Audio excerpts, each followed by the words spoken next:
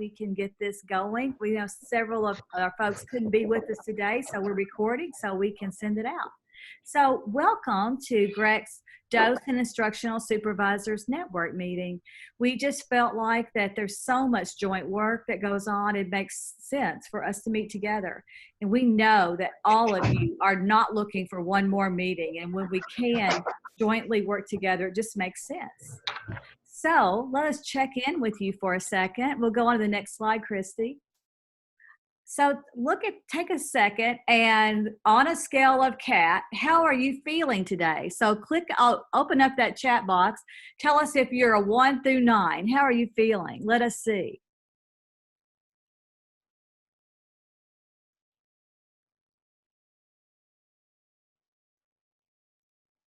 Lots of different feelings going on here.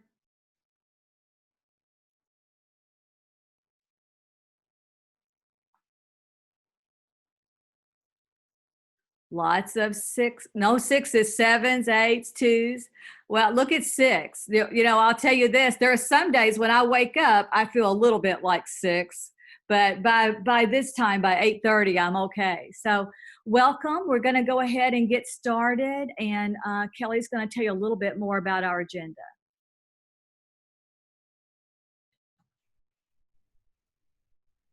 Good morning, everybody. How are you today? I hope everybody's well. We've got about 59 or 60 people on this morning, and as Jamie said, we're very excited to have this joint meeting today with our Directors of Special Ed and our district instructional leaders, because there is so much that we all need to be partnering together on. So we're going to just do a quick agenda review. If you were able to access the agenda in the chat, or I also just emailed it to you, if you'll take a quick look at that. And as you're doing that, you're going to also click on the learning record, which is in the 3rd column of the agenda. If there's a hot link there, you should be able to make a copy of that when you click on that link. And you can use that as a way today to just kind of jot some notes about how you're thinking, what you're thinking, and what are the things that you want to focus on. So you're going to look at that and review the agenda, and then write in there something that you would like to focus on today for your personal inquiry, and also what you're most excited about today. So I'm going to give you a few minutes to do that.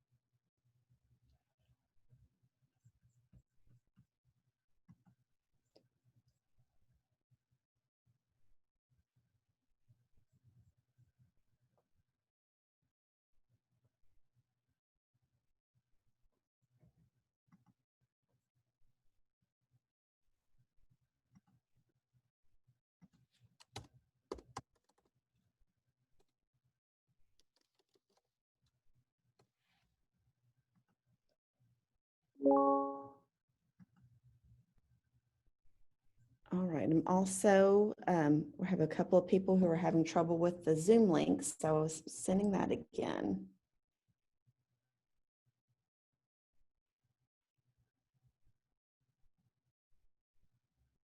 Okay.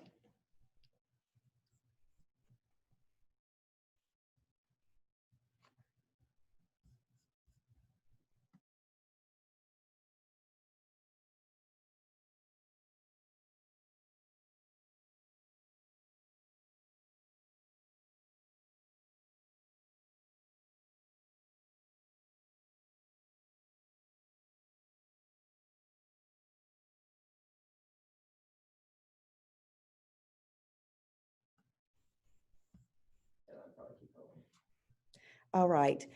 As you all are continuing to get that agenda open and the learning record, and think about what you're most excited about from this agenda and what is something that you want to know more about as your personal inquiry question.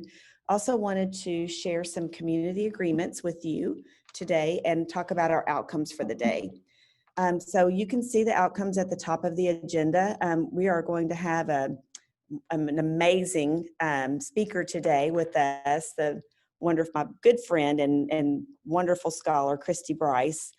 She's going to talk with us about assessment options and interpretation, how to expand our knowledge of best practices for virtual instruction, and also to discuss some methods for providing RTI virtually.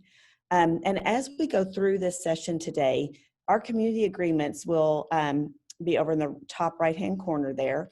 The first one is to take care of yourself.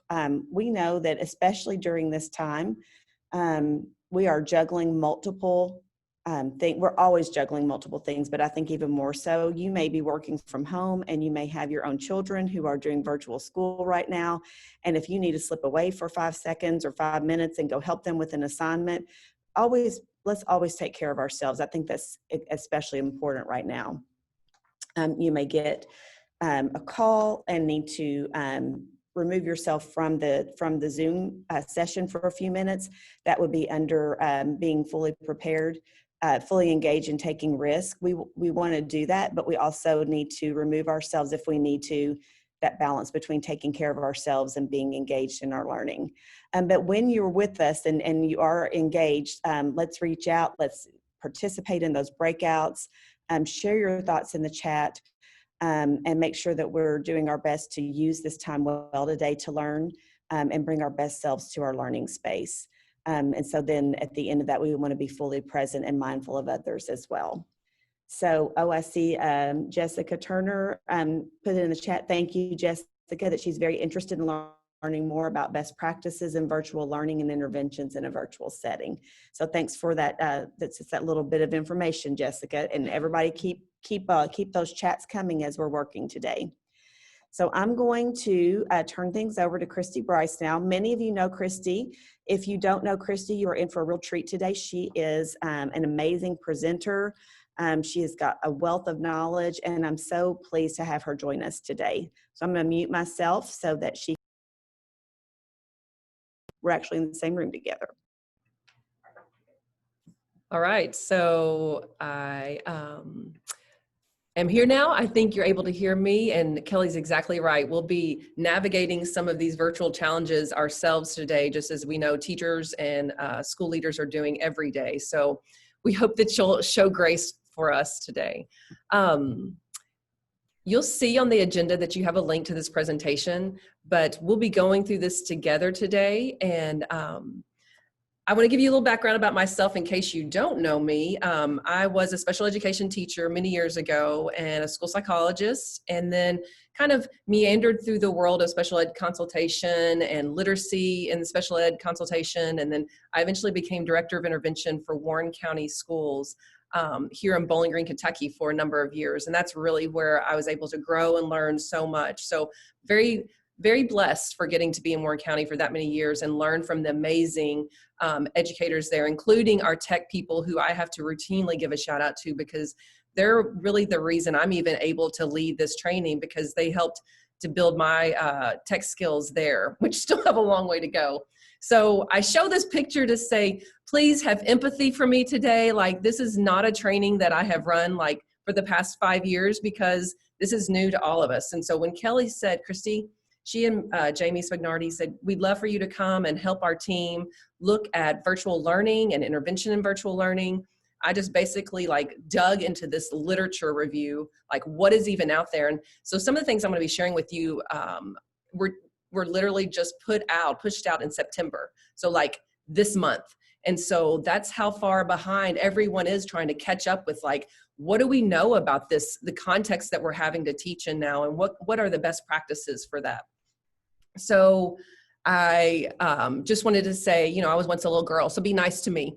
But I wanted to also say that to acknowledge the people in the room. That was the other thing is, you know, I told Kelly, it hit me like, this is an amazing opportunity to get in front of this level of educators in Kentucky, like the regional group of people sitting at this table, our instructional supervisors, our directors of special ed.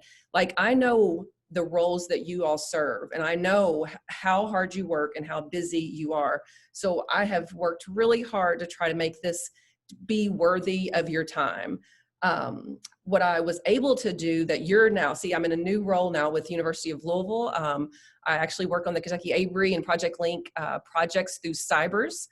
You can check that out at cybers.com. It's under Terry Scott, Dr. Terry Scott, and Dr. Amy Lingo at the University of Louisville. And so the benefit I have now is I'm able to kind of step back and take a look at what's available to then kind of distill that to something that's important enough and like just the crucial facts that you need to know immediately for implementation. So that's what I hope to do this morning. So you'll be getting some, everything's from some very reputable sites, literature, organizations across the nation, because obviously Kentucky's not the only one struggling with these issues. So I think it's helpful when we learn from other places maybe that could be a little ahead of us for certain reasons. Maybe they've run more virtual learning in the last few years.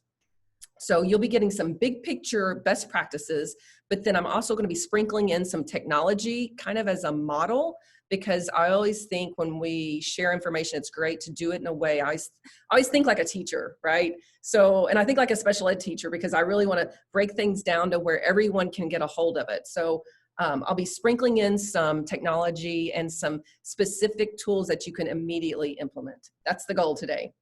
And as we go through that, I can't pull up the chat at the same time, actually, that when I have this in full presentation mode.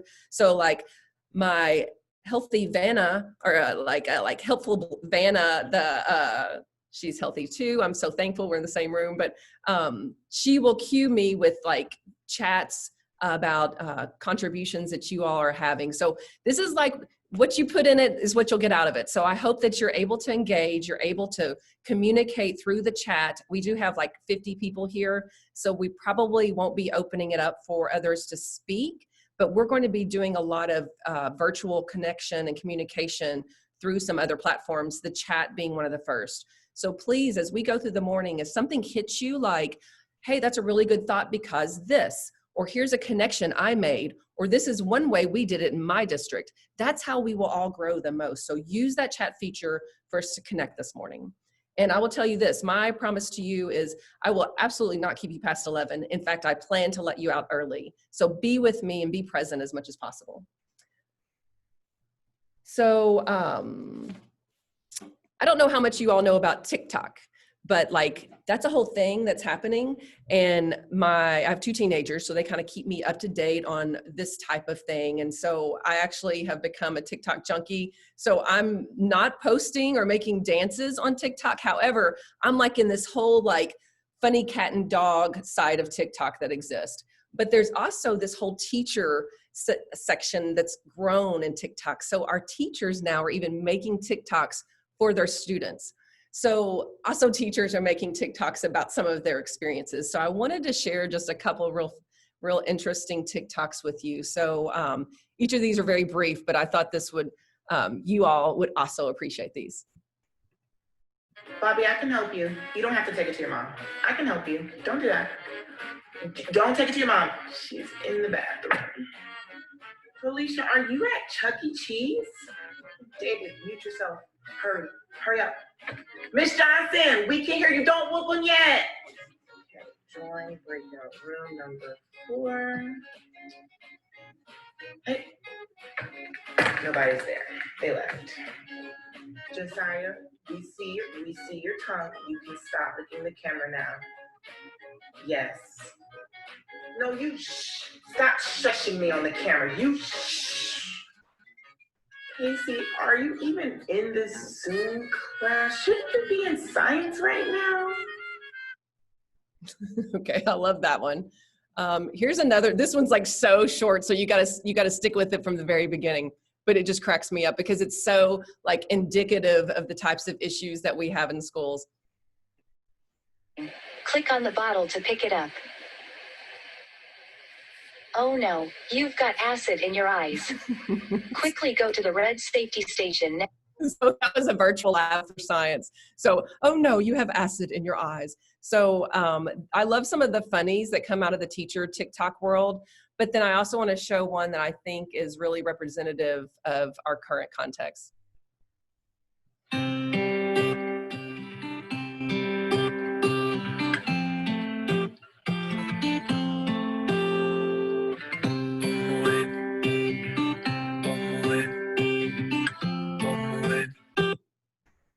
So I like the first time I watched that, it brought a tear to my eye. I know. So this is why we're doing this work. This is what drives us. This is why we're here every day, and we are pushing and supporting our teachers.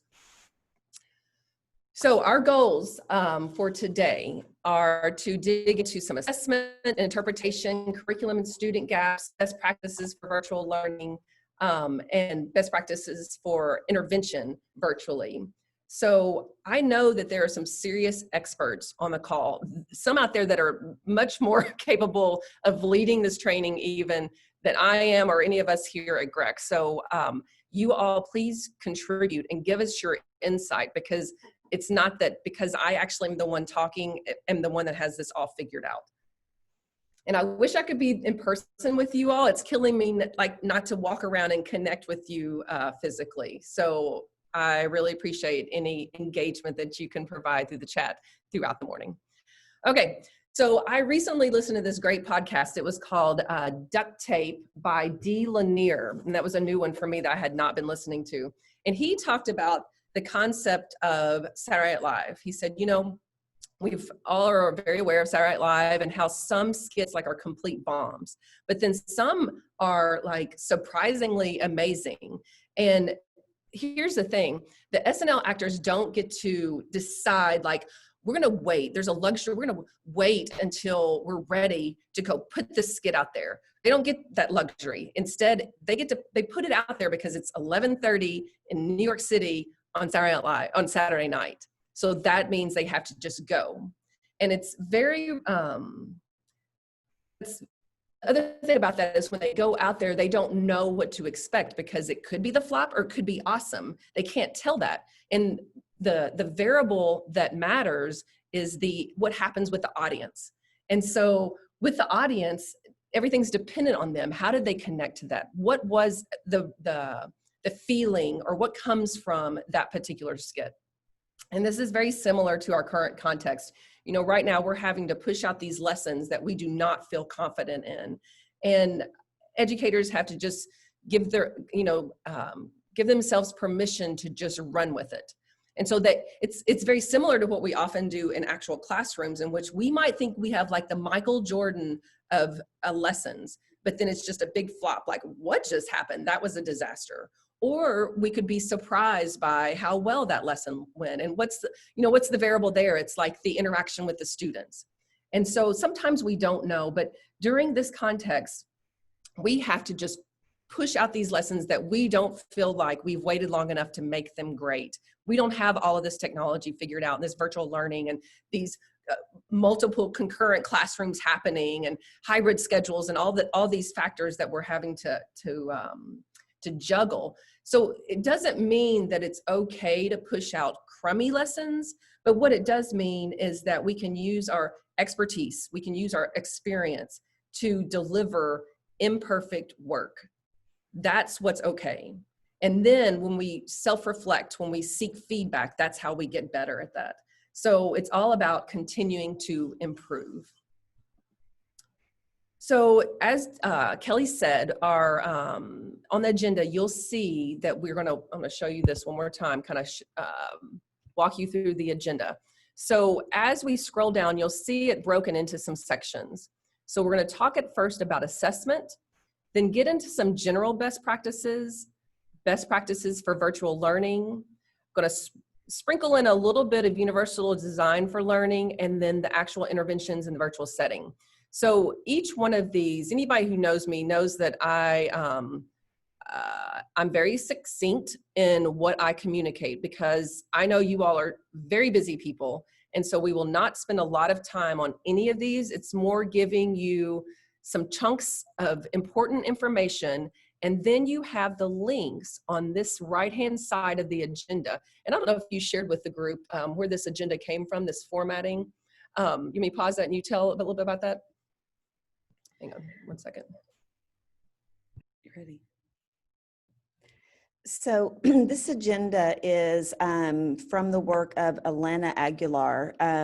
Several of us have been to some training with her around the art of coaching adults, the art of coaching teams. And this it's called a facilitated agenda. We really like it. We've been using it a lot here recently since we all learned about it.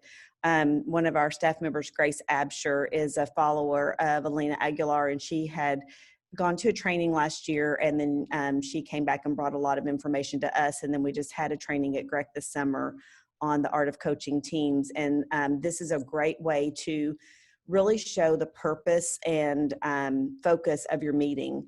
And if you can't find a why, then you don't have it on your agenda. And that's one thing I really like about it. Why is it important that we have this on the agenda today? What is the purpose to further our learning and understanding? So anyway, that's just a little bit about it. If you need more information, you can let us know, and we'll be happy to share any additional info about Alina Aguilar with you. Look at us, like Kelly and I have been like batting this back and forth for years. Okay, so on the agenda, then you'll see these different sections broken out. So the first topic being assessment and best practices, and then moving on. On the right-hand side, you will see these links. So I'll be referring to some of these documents. Some of them I won't even have time to mention, but this was, like I mentioned, I basically did like this big literature review of the most reputable organizations. What are they saying about how we should be doing virtual learning right now? And those are the links. Like, I'm so selective. Like, it's a privilege for these links to even be on my agenda. So these, I think, are important enough to click on and take a look at. So taking us back to the presentation here.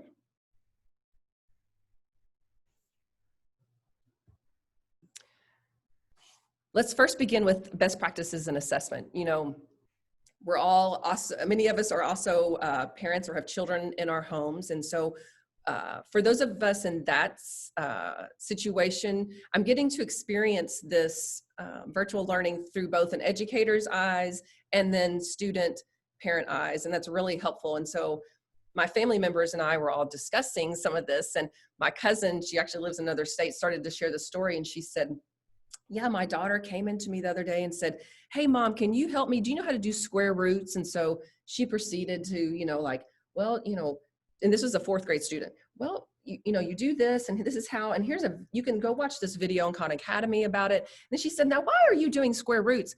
And the daughter says, what's on my STAR test?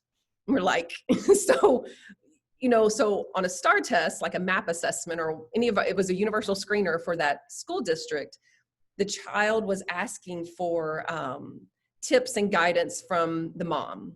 And this is like a, you know, educated mother who's very engaged with schools and such. And she proceeded to give the tips, not because she was trying to cheat or anything like that, or get her child accelerated through math courses, but just to help her child. She did not realize the why or the purpose of the assessment. And so I think that was just a really interesting anecdote for us as the educators to think about, even for families of all levels of access to being engaged. And so I think we have to ask ourselves about the purpose of our assessments now more than ever because of the constraints that we're operating under. So we want to be very careful, and these are recommendations that most of these came through the National Center for Intensive Instruction. And if you know much about that particular organization, like their specialty is RTI and progress monitoring and the purpose of those types of assessments. But even the National Center for Intensive Instruction is saying to us, we need to check the purpose of our assessments. We need to not do things for a paper trail.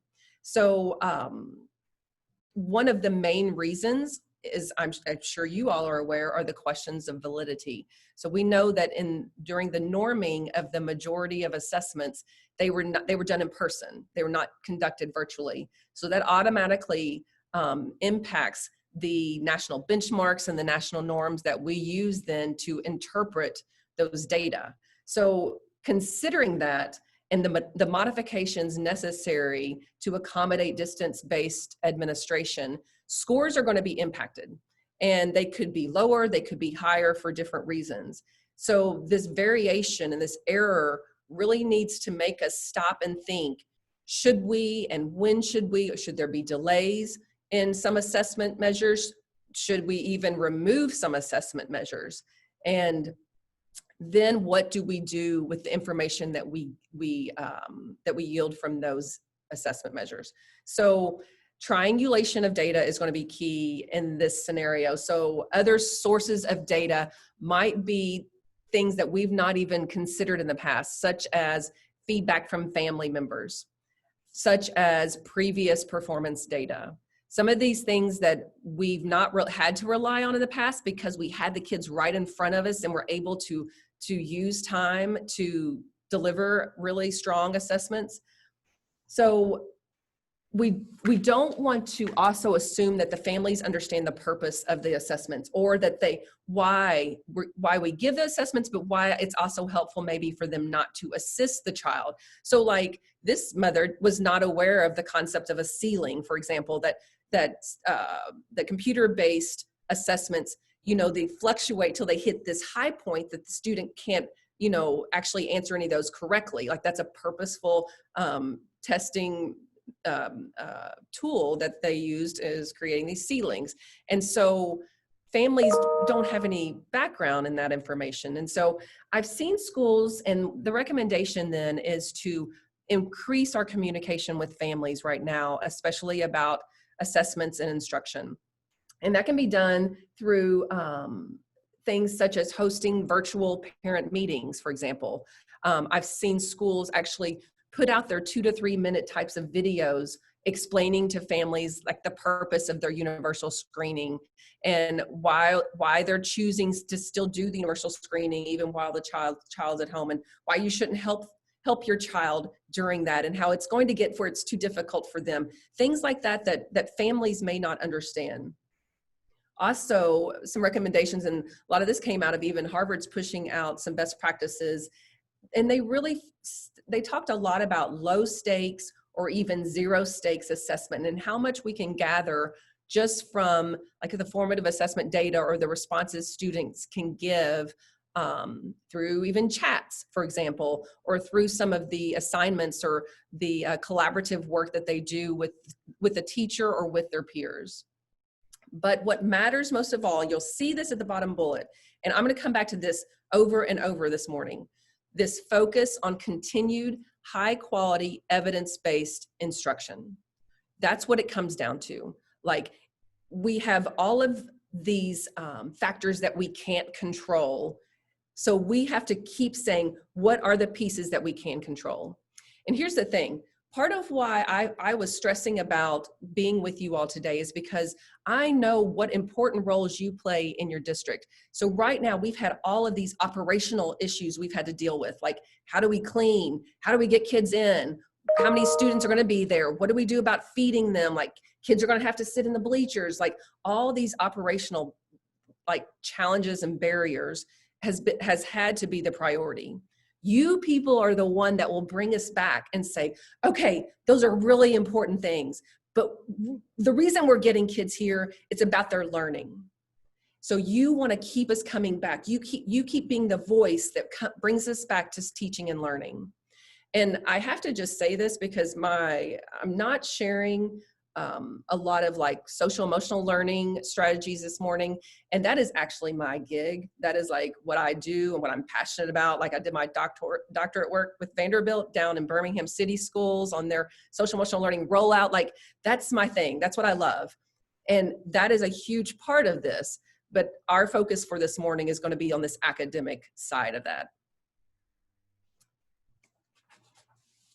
So I wanted to share with you one example. And when I show these videos, you guys have access to the presentation. So part of the reason I'm showing these videos is because I'm thinking you may want to take some of these resources, potentially some of the videos, back to school leaders, or maybe your intervention leaders, for example, instructional leaders at the district. Or you may do something like share things out in a monthly email or newsletter. So I'm hoping what I'm giving you today is kind of like a curated toolbox of videos and articles that could be shared and pushed out so you continue to be the voice of instruction.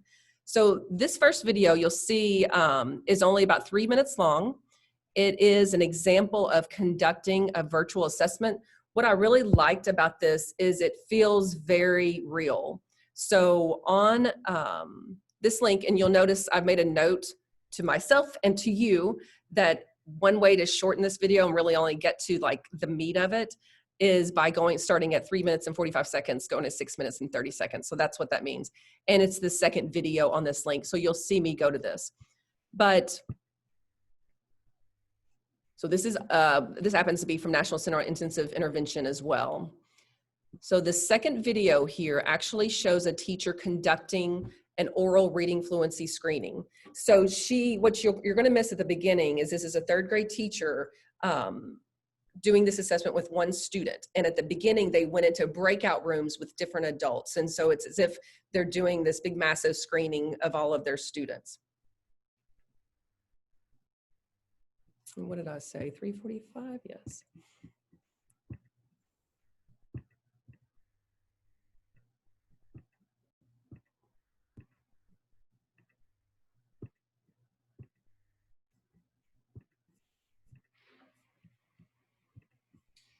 Mitchell, how are you, buddy? All right, are you ready to open your envelope, my friend? Yeah. Okay, go ahead and open your envelope and get super cozy and ready to do your very best reading for me. You just tell me when you're opened up and then I will give you your directions.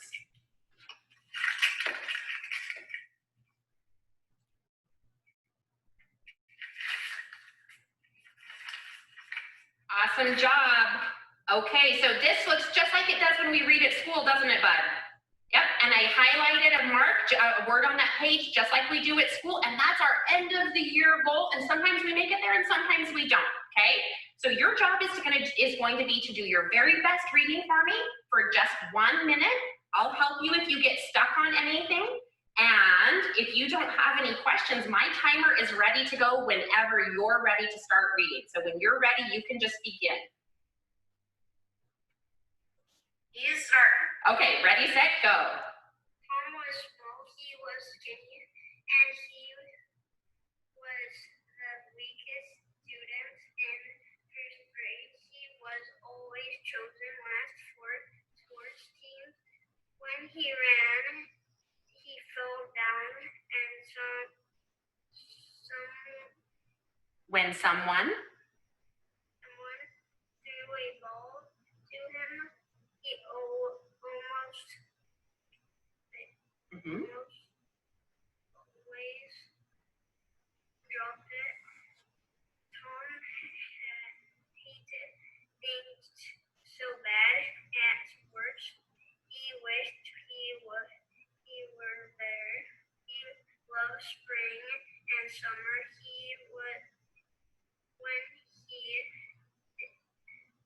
When his dad would take him to see the local games.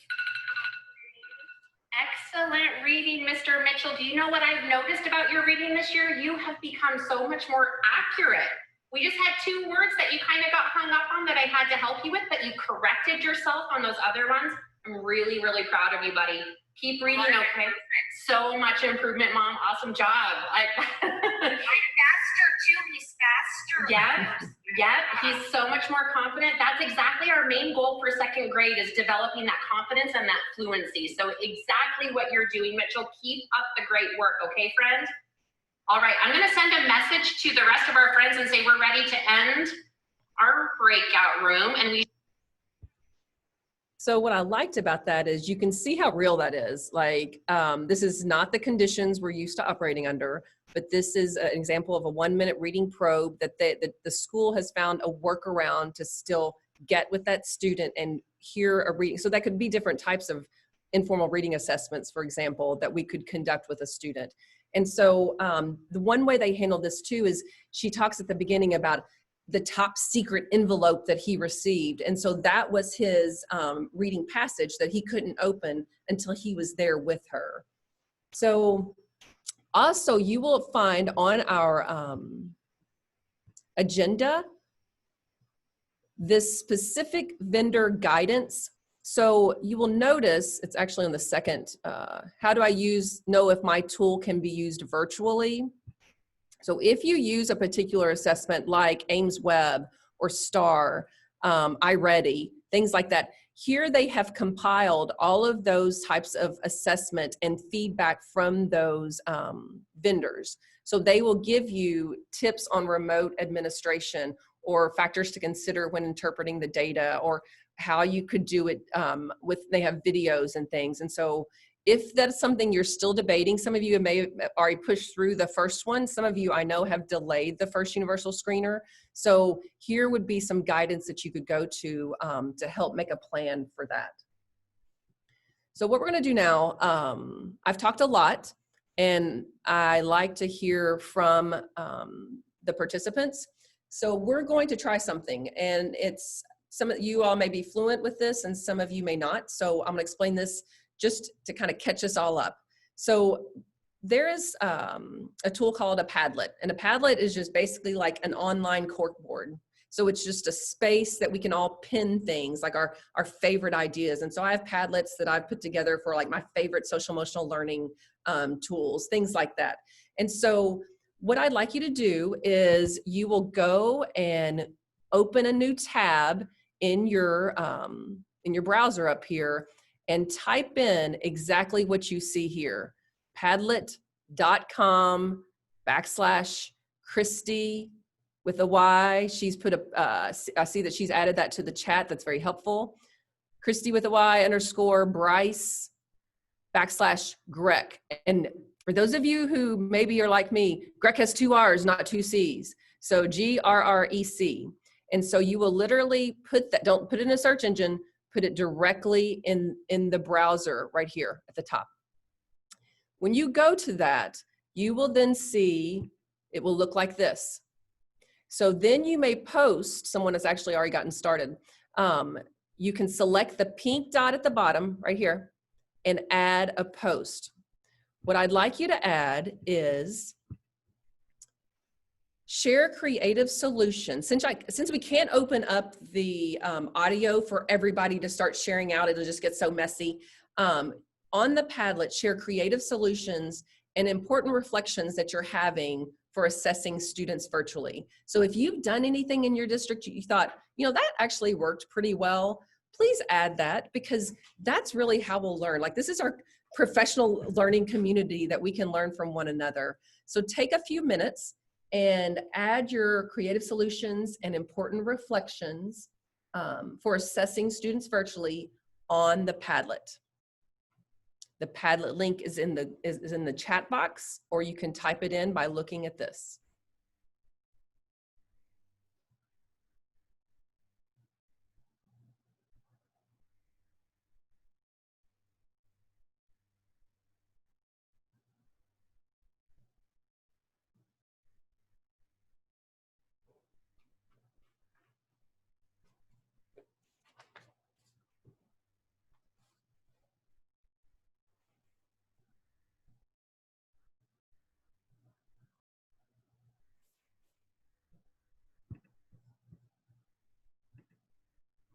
All right, we're blowing it up. I love it. So now I'm going to give us some time for us to look through this. I encourage you to give some details, because the details will be what really helps us get ideas from each other. So this is going to grow. You can scroll down. Take some time to read reflections from other districts across our state.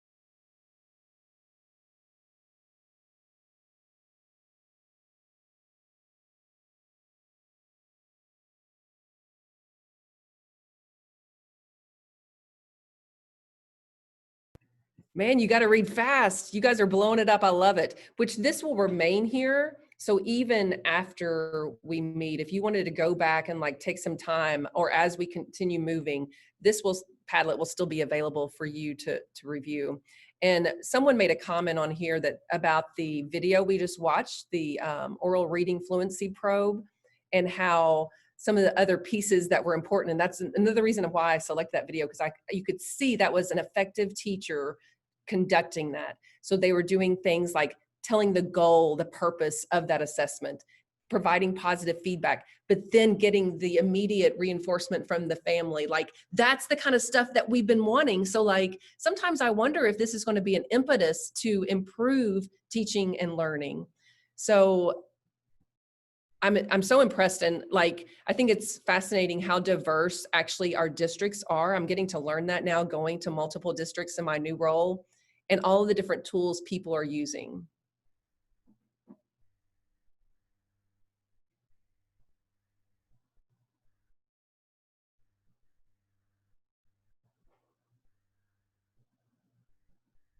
Someone shared that they're using, and I'm reading this as the terminology I'm hearing is semi-synchronous. So we know there's synchronous learning, which means like the teacher is there with the students and they're all present and engaging. And then there's the asynchronous learning, in which the teacher has established some type of like learning activity, then students are participating separately, not directly with the teacher at the time. But there is also like this other kind of hybrid model version of that that's called semi-synchronous, in which everyone's on the call, like on the Zoom or Google Meet, but yet they're working independently. So it's very similar to what we do like for independent work in a classroom. So someone shared that when they conduct their MAP assessment, they run it as a semi-synchronous setup. So the teacher is there, students are sitting before her, everyone's quiet, and they're conducting the assessment. So I hadn't really heard that. I mean, that makes sense.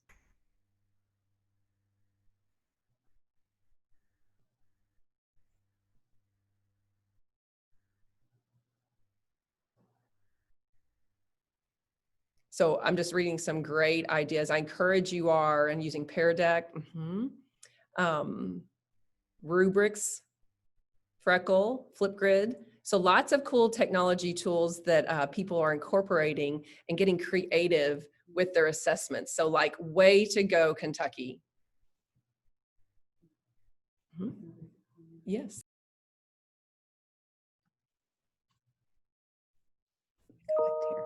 So, oh, shoot. Now I've got to find it again. I found a comment I wanted to read that I really liked. Someone said, as a tip, to practice how the assessment will be delivered and the expectations for the assessment before the actual assessment to alleviate student stress. I thought that was a really great tip. And I noticed that Bobby Knoll has made a comment in the chat about, did you see Kentucky Made News? So I love the way, Bobby, that you're helping us to communicate. And Grace shared, actually, it looks like maybe a PDF of the Padlet. So please continue. So like, as I look at the chat right now, especially in this situation, as like a back channel. So that means a back channel is where this conversation's happening, like we're reflecting and interacting with one another as we go through the conversation up here. And you guys can multitask all day long, so I know that you can handle that. So for example, Bobby, please share a little bit about that through the chat about Kentucky making news for our schools. But others, please contribute in the chat, like ideas and something notable that stands out to you as we proceed.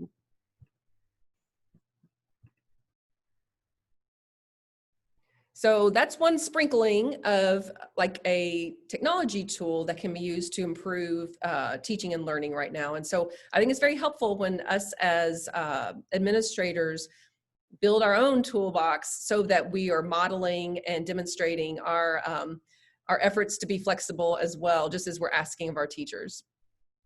All right, so now we're shifting to some general best practices. And I just felt like I could not talk about intervention without making sure that we're all kind of like saying the same things and about just general best practices, because when we have so little that we can control, this is something we can depend on and hold on to. Okay, so on your agenda, the specific best practice that we're going to talk about are the high leverage practices for special education. So a link on your agenda you will find under the best practices section here, the high leverage practice and evidence-based practice, a promising pair. So let's all take about 2 minutes to review this document. I want you to specifically focus on these high leverage practices for special education, just because I want to get us all on the same page for this discussion. So take about 2 minutes. And then I want you to chat share an example of how you see teachers using high leverage practices, especially if you see them incorporating into their virtual learning, or describe how instructional leaders could leverage these high leverage practices during virtual learning to ensure effective pedagogy. So talk to me about in the chat the use of high leverage practices.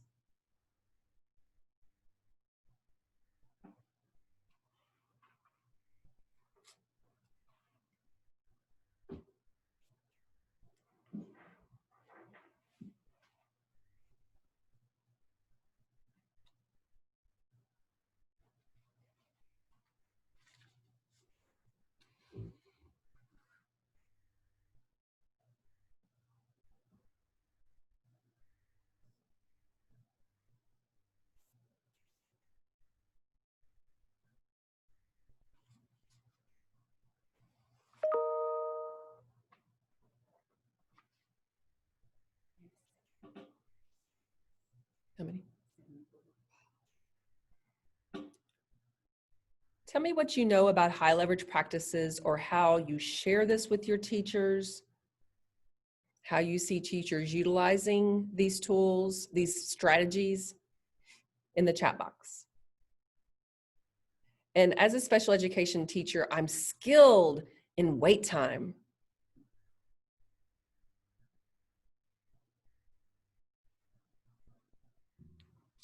I'll share one. Sure, you're gonna share it, or that's great. So in one of our PDs, a teacher shared that prior to, and it falls under high leverage practice number 2, which is organizing and facilitating effective meetings with professionals and families. I love that one. I believe she's a special ed teacher who shared that prior to the actual meeting, they would have a practice Zoom meeting or Google Meet with the parent, so that the parents are comfortable with the technology and that kind of setup, so that when the actual meeting happens, they have already solved technology issues and the parents are already comfortable and they can facilitate the meeting more effectively. Wow, what a great example. Thank you. So I hear so many elements of like family engagement, potentially culturally responsive integration, this using high leverage practices virtually. Awesome.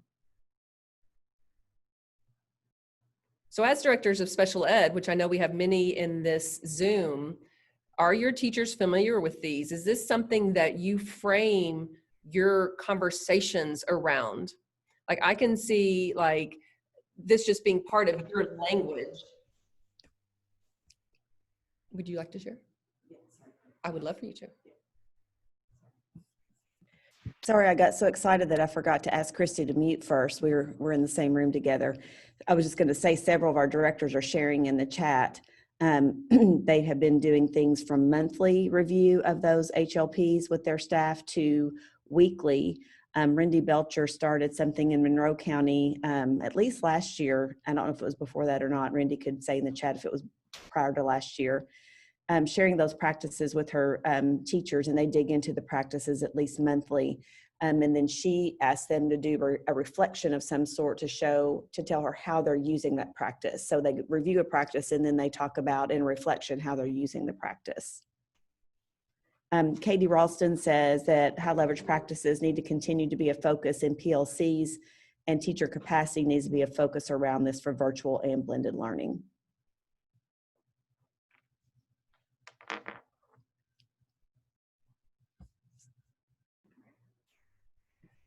So you guys are hitting on the reason that I'm starting with this as a general best practice. So even though this focus of our conversation is around intervention, like some of these types of things are like the foundation. So they have to be in place before we move to this intervention focus. And so, you know, high leverage practices actually came out of some of the higher ed work, and that was some of the UDL work as well. But I think what matters is that we don't lose sight of these types of foundational practices when we're distracted by all of the noise of virtual learning. And so we have to, again, what can we control? And bringing it back to these foundational practices, that those are the things that we can control. And so I think when we have our conversations and we continue to push this out, even when we're being pulled by these operational issues and by these other types of general, like due process issues due to all these virtual conditions, continuously, you know, forcing ourselves Good. Okay. To come back to these foundational practices. So specifically the instructional section, the third, you know, these are broken into collaboration, assessment, social emotional behavioral support, and instruction. The fourth bullet of instruction and how we use flexible grouping. We teach metacognitive strategies. We adapt curriculum and task. We clarify short-term and long-term learning goals. Like those practices matter, especially right now. So I want to take us back to the PowerPoint, and you guys can continue to share in the box. And I noticed that Jamie Spagnardi pointed out, even though this comes out of the special ed world, these are general best practices, which is part of the reason I pulled the particular document that merges high level leverage practices with just evidence-based practices. So this is for all kids, for all learners. So I also wanted, again, like I'm trying to give you guys some tools and resources you can immediately take back and share. This is a 3-minute video, very brief, but I like this because it's also from a high school perspective. I know many times our high school people feel a little left out of the conversation. We show so many videos and examples and resources around elementary. So I really like that this was a high school classroom teacher. And it is a special education teacher that used high level leverage practices virtually. So let's go. And so I've queued it for you guys. This is actually an OSEP webinar. And so it's about an hour and a half. Some of you may have watched it. I did watch it, but I thought this was one of the most valuable pieces of that. So I'm going to go directly to the clip that's at this 5-minute mark. 5, 10 to 8, 12.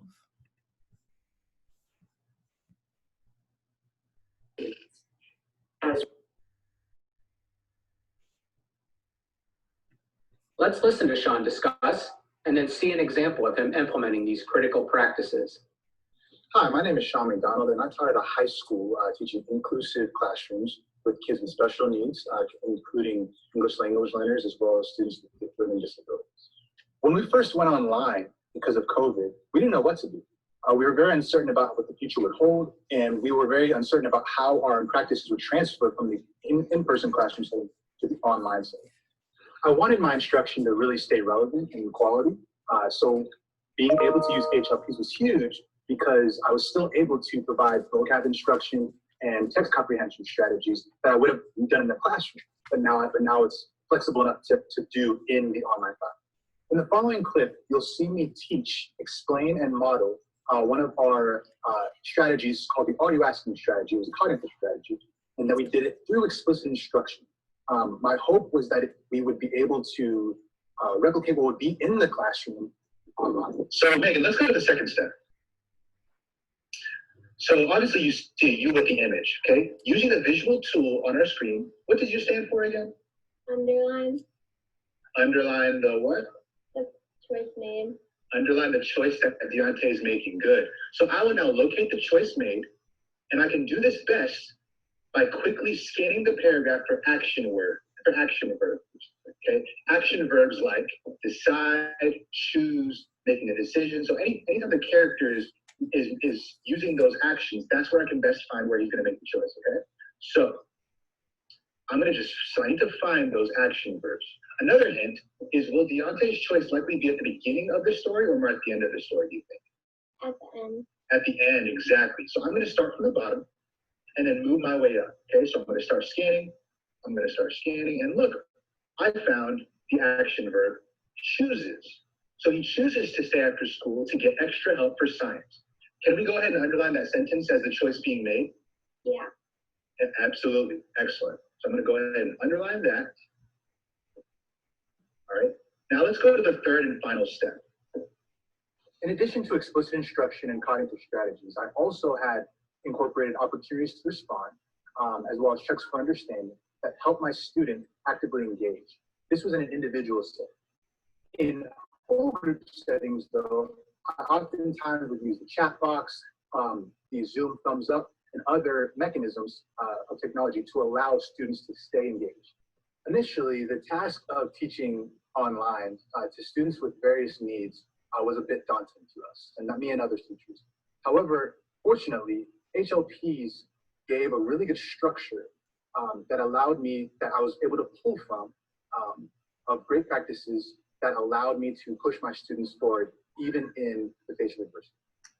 So, Okay, can we first take a moment to acknowledge the beauty of his backyard or whatever? Because we have hostage situation going in here with our video camera, and so I apologize to not have a more lovely view like he does. But I thought this guy did an excellent job. He said, at first during virtual learning, we didn't know what we were doing. Now we're figuring out we got to rely on what we know works. And so he shared practices like explicit instruction, opportunities to respond, frequent feedback. And he showed that in that very brief clip. So I loved that as an example of a way to demonstrate how that can be done.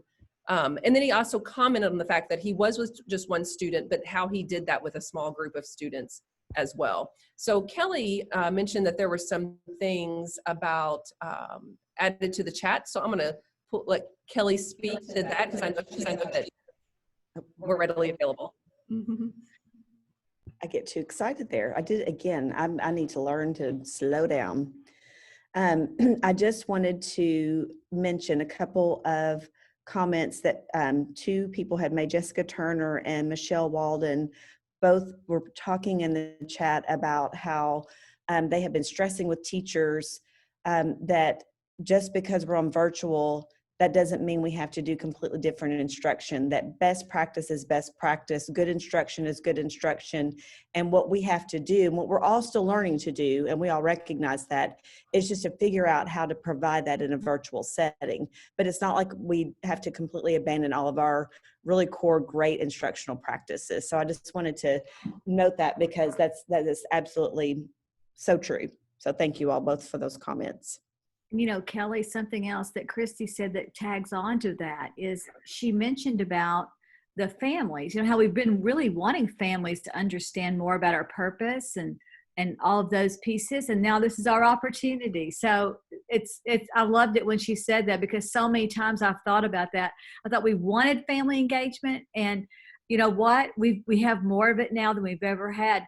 I think it will forever change then how families engage. It won't just be about performances and ball games and fundraisers. Thank you, Jamie. Okay, so we're going to jump back in here, and so that's all you get. So like there's high leverage practices. So we have a lot that I want to get to today. So I'm just, again, like sprinkling a little bit of that on there. I encourage you to check with GRREC. They do great trainings on information like high leverage practices and UDL and some of the other things. And they have great coaches, literacy coaches, math coaches, and behavior coaches. So they provide a lot of resources to help you with follow-up of this type of work. So we're going to shift now to some of the best practices specifically, because that was like general best practices. This is around what we do know for virtual learning. And I found these to be some of the best, again, like just documents that have distilled the research in a way that we can utilize it to affect our policies and procedures in our school districts. So these are documents that are attached in this section of the agenda. And you'll see that a couple of them spread throughout are from Ed Research, and they were some of my favorites. I'm picturing in your work at the school district level, like this particular one, the broad-based academic supports for all students. I love that it's only a 3-page document, or 5 or 6, but it's still brief, and it's written in this like kind of friendly bulleted way, but it's meaty. And this front page is basically a summary of the whole document. So if you read nothing else, you could read just this front page. So I'm picturing that you could do something like take this document, maybe even highlight a couple of the points that it makes, and go share it with maybe the excuse me, the school board members of your district or your principals, or have a conversation at one of your instructional district meetings. And so from these research, this Ed Research documents, I have basically like brought out, these are probably what I view as the main points, my biggest takeaways from those articles. Excuse me. So some of the things that this talks about, it says, we don't have a lot of research about virtual learning. However, we do know some things that will impact virtual learning. And so, for example, the rates of learning growth for K-2 students are substantially high and are likely to be disproportionately impacted due to virtual learning. So some of the recommendations that come from that, considering the fact that these critical literacy and numeracy skills are built upon all throughout their education, like these first years of early, the K-2 and preschool, obviously before early childhood as well, is so important. And these students are the most at risk for the impacts of virtual learning, because they're also still learning like self-regulation skills and attention skills that would prevent them from being fully engaged in online instruction. So the recommendation for these kids is synchronous online classes, which is a lot different than we're practicing for our intermediate, middle school, and high school kids, which is more of the asynchronous. So where the students have the ability to ask questions and discuss content with their teachers and peers. So that is a recommendation for K-2. Also, an important policy recommendation is this need for teachers to have more flexibility in their schedule to allow for additional collaborative time.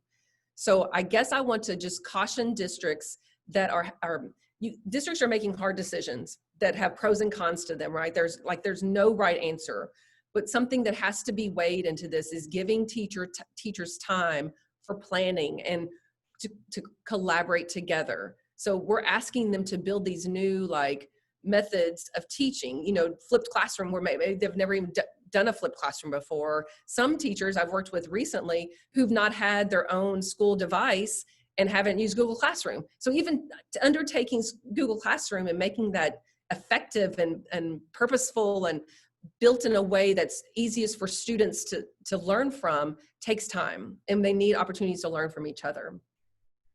But also we want to lean on structures we have in place. I saw one comment earlier in the chat box about PLCs. So like leaning on our tiered interventions, for example, or maybe your MTSS or PBIS teams that are established in your school with a focus on accelerating learning. And so let me say this is one of the important pieces. So the second bullet here, that teach grade level standards with just-in-time support rather than repeating last year content. So one of the recommended practices from our ed research briefs are that we don't spend time stuck in remedial instruction. And that can be like counterintuitive for some of us, because we really struggle with like, but what have they missed?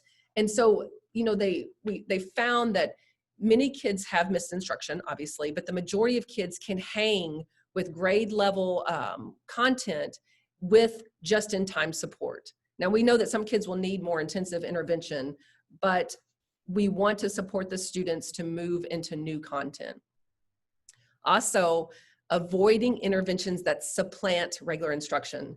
So our interventions are not there to take the place of their core instruction. So that goes hand in hand with that. Finally, we talked earlier about this semi-synchronous instruction and the asynchronous and the synchronous types of instruction. So one tip, and we're going to get into some specific tips for making those effective, but one specific one being like assigning student leaders. So if you have something where the teacher has to be in a breakout room, but perhaps there's asynchronous instruction happening, synchronous instruction happening somewhere else in a small group, for example, or maybe they're just working independently, but they all have their Zoom on, then having a student leader is one way that you can have, if there's an issue, that student's in charge and knows how to contact the teacher to get the teacher back in the main room, for example. And then finally, with all of this, we have to have considerations of equity and the impact on particular groups of students. So we know that some English learners and other disadvantaged communities may benefit from assignments that aren't relying on technology, on family support. So we can't, that makes it really tough though. It's just, we have to acknowledge this and we have to seek alternatives for kids with these different needs and students with disabilities. Thank you for me, I didn't mention that. So that's an important piece that we need to consider throughout that. We're going to dig into ways of doing that in the next section. But also we have to recognize the impact that these societal factors like social political unrest and job loss or a loss of a family member due to the illness is likely having on these kids. And we know it's impacting us as school leaders, it's impacting our teachers, but it's also impacting our students and our families. And then finally, you know, this is like my big soapbox that I could get on easily, but this idea of punishment. So I'm already hearing lots of conversation about how do we do office referrals for Zoom meetings and things like that. And so this idea of punishing students not meeting expectations is often found to, and we see this both virtually and non-virtually, inequitable impact on certain groups, especially African-American students, students from poverty. And so it does not lead to increasing their engagement. So we have to really use caution in wanting to jump to the punishment response. So if you have thoughts on that, please contribute to the chat box. But I'm going to keep moving. You know, this summer, many of you probably saw a lot of like the Bitmoji classrooms going around, for example. Just don't get me wrong. Like at first I was like, oh my goodness, that is so cute. But I guess I quickly started to get a little nervous about that because this summer is when we were all so lost. Like we were just, where do we go? What do we do? How do we prepare? And when we get stuck on things like that, so like Bitmoji classrooms have this opportunity for creating organization, for creating choice and access. So it has potential to do great things. However, sometimes we get stuck on the shiny object, you know? And so I guess what I want to say is that what matters more than anything is that the pedagogy underpins the technology tool. So like pedagogy has to outweigh the pizzazz, and we want to not spend our time on time-consuming activities that may make a minimal impact on student learning. So just use caution when teachers are exposed with all these new and improved tools and everyone's trying to grow and learn, and there's these trends that happen, but instead maybe we just want to take baby steps and use the technology that we have the know-how to make it a powerful tool for students. Don't get distracted by all the shiny objects. Okay, so again, I feel like I've talked so much and we all need some time to connect and kind of process. We know that learning happens when we connect with other people, and learning happens when we reflect on what we're learning. So we're going to have a breakout session, and I want you to discuss your 2 takeaways thus far. So we're thinking we're going to set this up for about a 5-minute discussion, but then we're going to kind of pop around, and if people need additional time, we can give additional time, and then we're going to push you all back in here to the main session. So that's the plan. Always like to know what the plan is. That's the plan. And then I think maybe once we come back, we'll take a break. That work? Okay. So Kelly is going to prepare our breakout sessions here and push you all. You'll be randomly assigned to a breakout session. Your task is to discuss 2 takeaways thus far. You'll have about 5 minutes or so.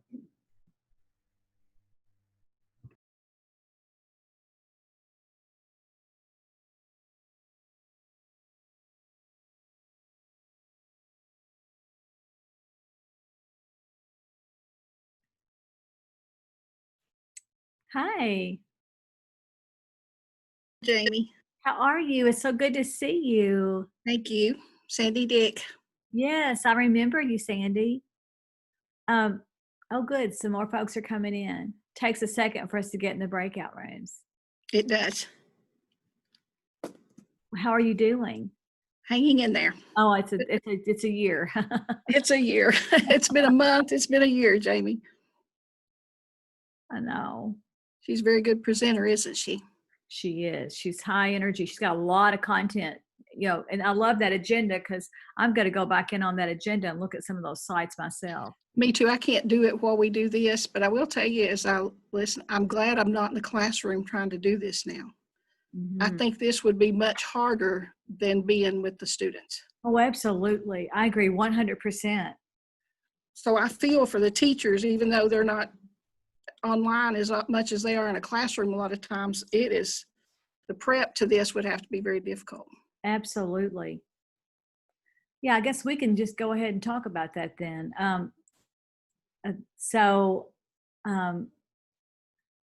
What did you see today that really kind of stood out for you? Takeaway. For me, Mm-hmm. I'll be honest, I guess this sounds too simplistic, but I think that because we're virtual doesn't mean that we lower our expectations or change our content, the expected content. Good teaching still has to happen, mm-hmm. whether we call it explicit instruction or, she said it's not remediation. I think the expectation is that there are ways to keep it bumped up and real instruction and kids learning and engaged. So I think that's my real takeaway, that no matter how we do it or what tool, the expectation is that real learning still has to happen. Yes. And like the rigor and those pieces. So and then I look at I'm helping, one day a week, I'm helping my grandchildren on virtual, and I see they have excellent teachers. Let me just say that. And, I'm like you, I'm thankful that I'm not having that challenge myself. But, I see them, they're almost, what they're trying to do is almost impossible. They're trying to, do so much whole group, when they're on the Zoom and things. And I think if they could do some small group and then do some of that, like we were seeing that intervention, the person doing the assessment more out one-on-one, even if you're just on there a small amount of time. Because I don't know how, that's what I thought about. I thought, I think we're going through this phase where we're kind of managing the issue right now. We're doing they're doing Google Meets, not doing Zoom, but Google Meets. And then they're doing a lot of independent work. And so they're doing a lot of accountability and things that, I just can't tell you how much I see them doing, but I think if they do maybe fewer of those and then do some small group or some individual, that teacher might feel better about knowing where the kids are. I look at her face and I think, oh my goodness, I don't know how, she's trying to gather all that data in. It's almost impossible on those little boxes on that screen. And she's trying to gather all of that, she's trying to push out all that content. Yes. And try to manage the individuals and the group at the same time. And I think that's where, like, I read something somebody posted, and maybe when you have you're lucky if you have someone, an aide or something that can do some of that small group or one-on-one, pull kids virtually. But if you don't, they're having to try to do both. And I think that's the impossible task. I'm like you. I do too. It's hard when you're in there and face to face to get it individual. And I shouldn't use the word impossible, but I don't know how you get enough feedback to know, you know, and how you keep the others engaged while you're getting that feedback, you know.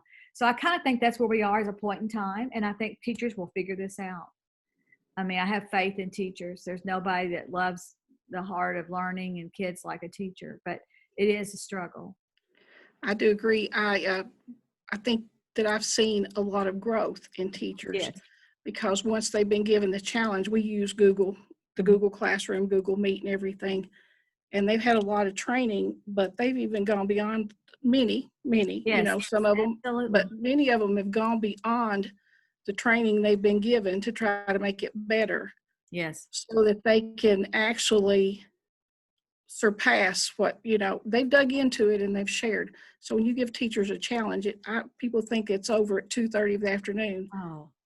Those that I've seen a total shift. I've seen these teachers, they stay, they're having to prepare. And so I think they've been given a daunting task, but I do think the majority of teachers have stepped up and really, really embraced what they're having to try to do. They're trying to do their best for these kids virtually. I agree, Sandy, wholeheartedly. They definitely are.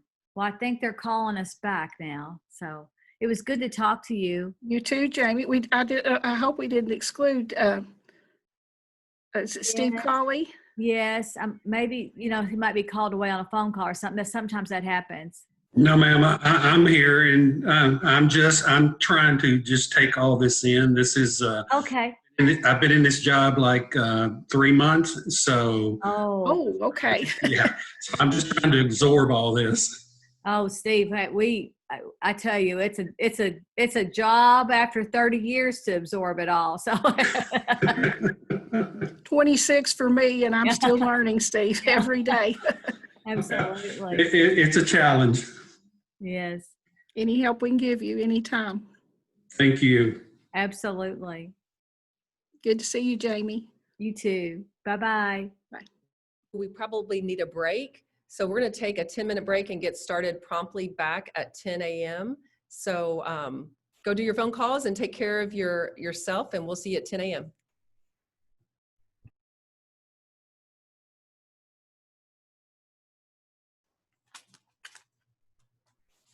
Hope everyone has had a moment to practice self-care, do your little like office yoga, and when we can, hopefully I'm still seeing a lot of people gathering, so I'm gonna give it just a second.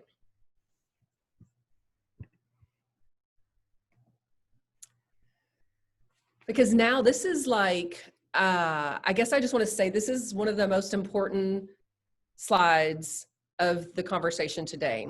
So this, I want to talk about what really matters in RTI.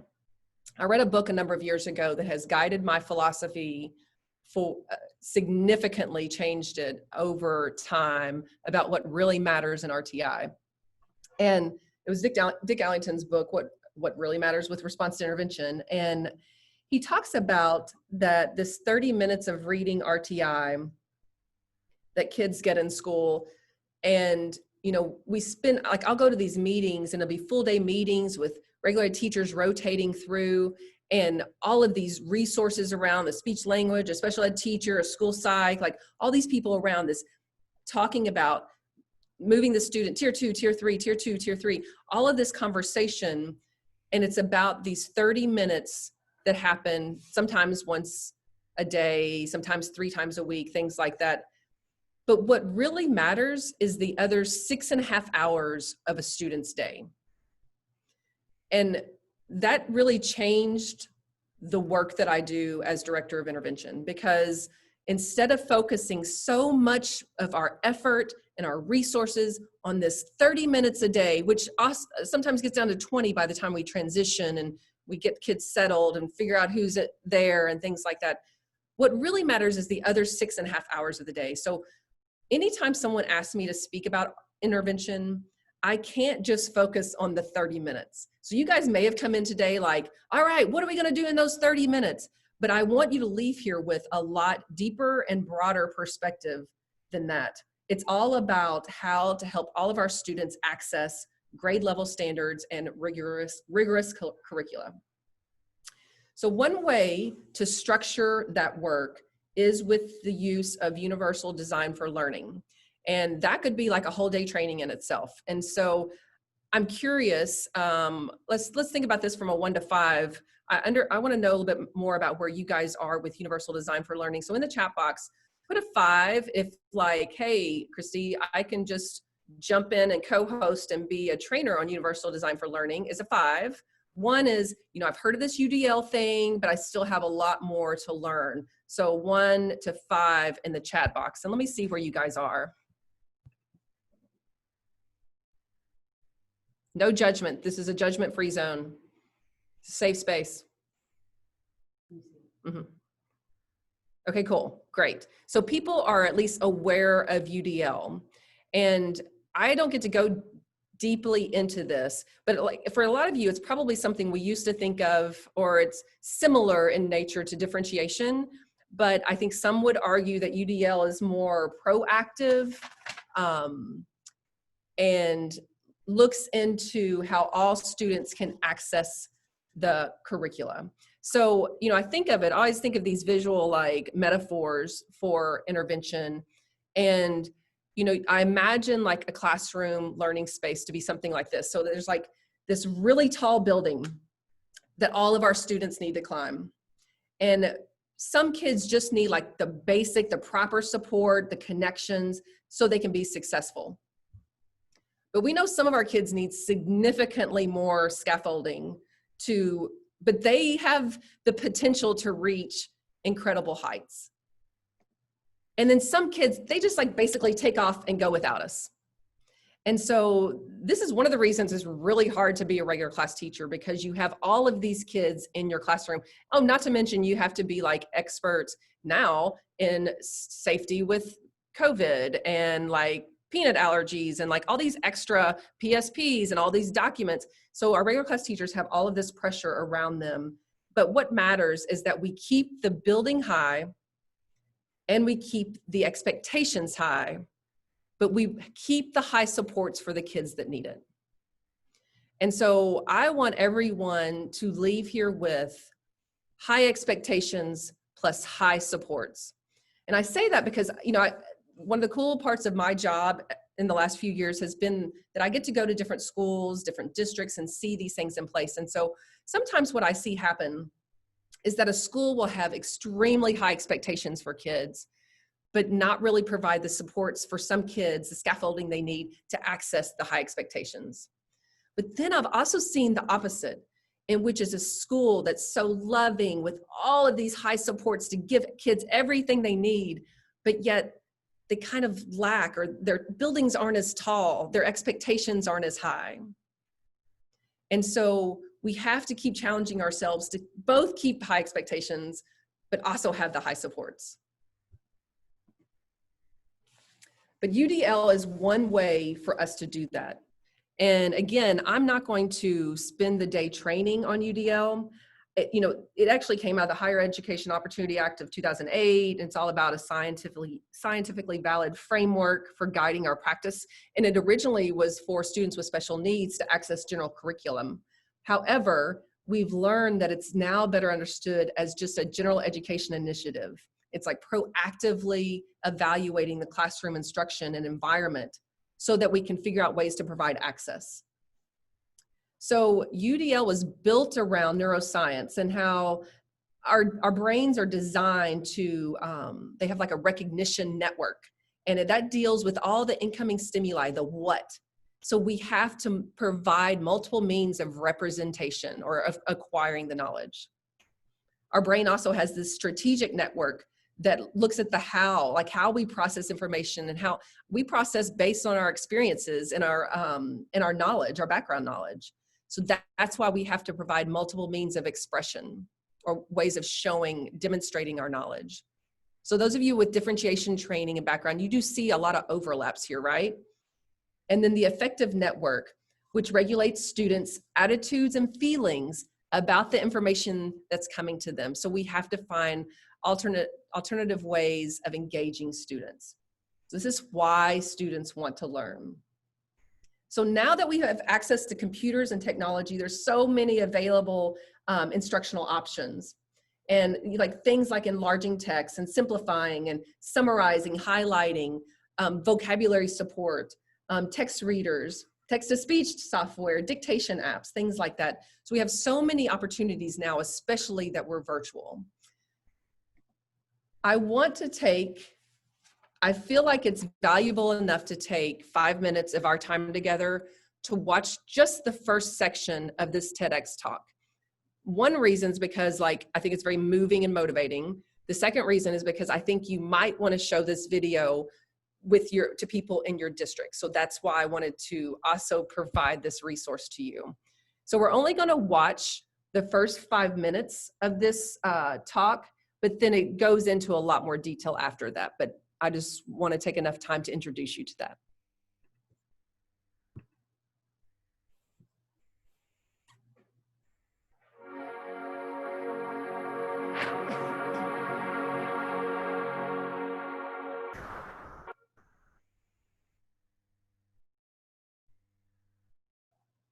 Please welcome to the TEDx Sonoma County stage, Todd Rose.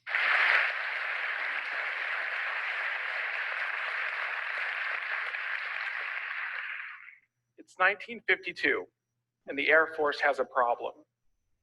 They've got good pilots flying better planes, but they're getting worse results, and they don't know why. And for a while, they blamed the pilots. They even blamed the technology. And they eventually got around to blaming the flight instructors. But it turned out that the problem was actually with the cockpit.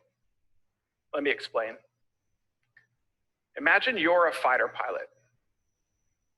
You're operating a machine that in some cases can travel faster than the speed of sound, and where issues between success and failure, sometimes life and death, can be measured in split seconds. If you're a fighter pilot, you know that your performance depends fundamentally on the fit between you and your cockpit. Because after all, what good is the best technology in the world if you can't reach the critical instruments when you need them the most? But this presents a challenge for the Air Force, because obviously pilots are not the same size. So the issue is, how do you design one cockpit that can fit the most individuals?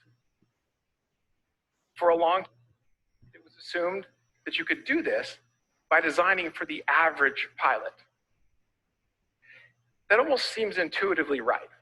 If you design something that fit for the average size person, wouldn't it fit most people? It seems right, but it's actually wrong. And 60 years ago, an Air Force researcher, Gilbert Daniels, proved to the world just how wrong this really is and what it was costing us. Here's how he did it. He studied over 4,000 pilots, and he measured them on 10 dimensions of size. And he asked a very simple question. How many of these pilots are average on all 10 dimensions? The assumption was that most of them would be. Do you know how many really were? 0. Gilbert Daniels proved there was no such thing as an average pilot. Instead, what he found was that every single pilot had what we call a jagged size profile, right? Means no one's at the same on every dimension. And this makes sense. Just because you're the tallest person doesn't mean you're the heaviest, doesn't mean you have the broadest shoulders or the longest torso. But this is tricky because if every pilot has a jagged size profile and you design a cockpit on average, you've literally designed it for nobody. So the Air Force realized they had a problem, and their response was bold. They banned the average, meaning that moving forward, they refused to buy fighter jets where the cockpit was designed for an average-sized pilot. And instead, they demanded that the companies who built these planes design them to the edges of dimensions of size, meaning that rather than design for, say, the average height, they wanted a cockpit that could accommodate as close to the shortest pilot and the tallest pilot as the technology would allow. Now, the companies that made these planes, as you could imagine, weren't happy, right? They argued and lobbied, and they said it's going to be impossible, or at least impossibly expensive, to build a flexible cockpit. But once they realized that the Air Force wasn't going to budge, suddenly it was possible. And it turned out it wasn't that expensive. And in fact, they made great strides, leveraging simple solutions that we all take for granted in our everyday lives, like adjustable seats. And as a result, the Air Force not only improved the performance of the pilots that they already had, but they dramatically expanded their talent pool. And today, we have the most diverse pool of fighter pilots ever. But here's the thing.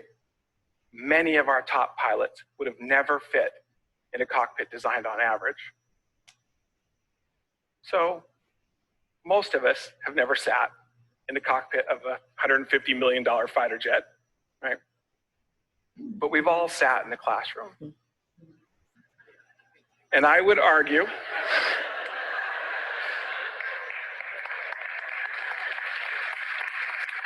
I would argue that these are the cockpits of our economy. And I think we all know that we have some problems. So he goes on to say that we have the chance to create environments in our schools that are so flexible that we can nurture the potential of every single individual child. Like these simple solutions can make a big impact. So what are the simple solutions? What's the adjustable seating that we can bring to our classrooms? And interestingly, this presenter is a Harvard professor who was a high school dropout. So you can really see the lens in which he's seeing education. So I encourage you to watch the rest of that video. It's really powerful. So I want us to talk more about what the adjustable seating tools really are. And before we do that, we're going to try this virtual sort. Okay, I've not ever done this before, so we're going to have grace, right? A digital sort. So I want you to look at two sides of this sorting card, okay? One, you have strategies or tools that can only be given to students who have IEPs, 504 plans, or PSPs. The other side are there tools that are available for all students based on teacher and PLC judgment, okay? So in the chat box, I want you to write a 1 or 2. The first one is a reader on in-class quizzes. Who can receive a reader on in-class quizzes? Are they writing those? Okay. So yes, you are correct. So I understand there's some other things in the chat, so let's keep moving and then we're going to kind of process through this. Who can use a speech-to-text software on homework or in-class assignments?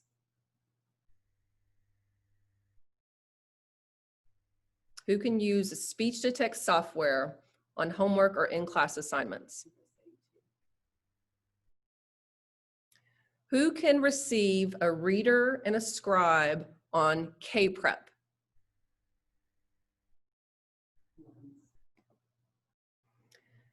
Who can receive a modified curriculum with a focus on priority standards in a particular unit?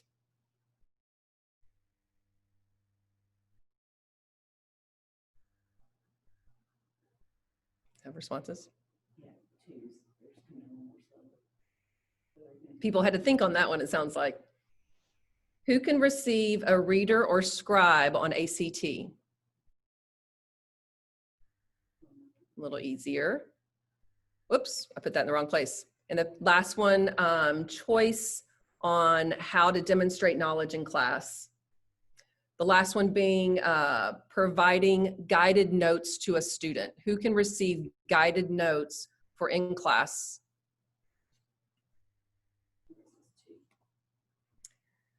Okay, so I've done this sorting activity with schools in person.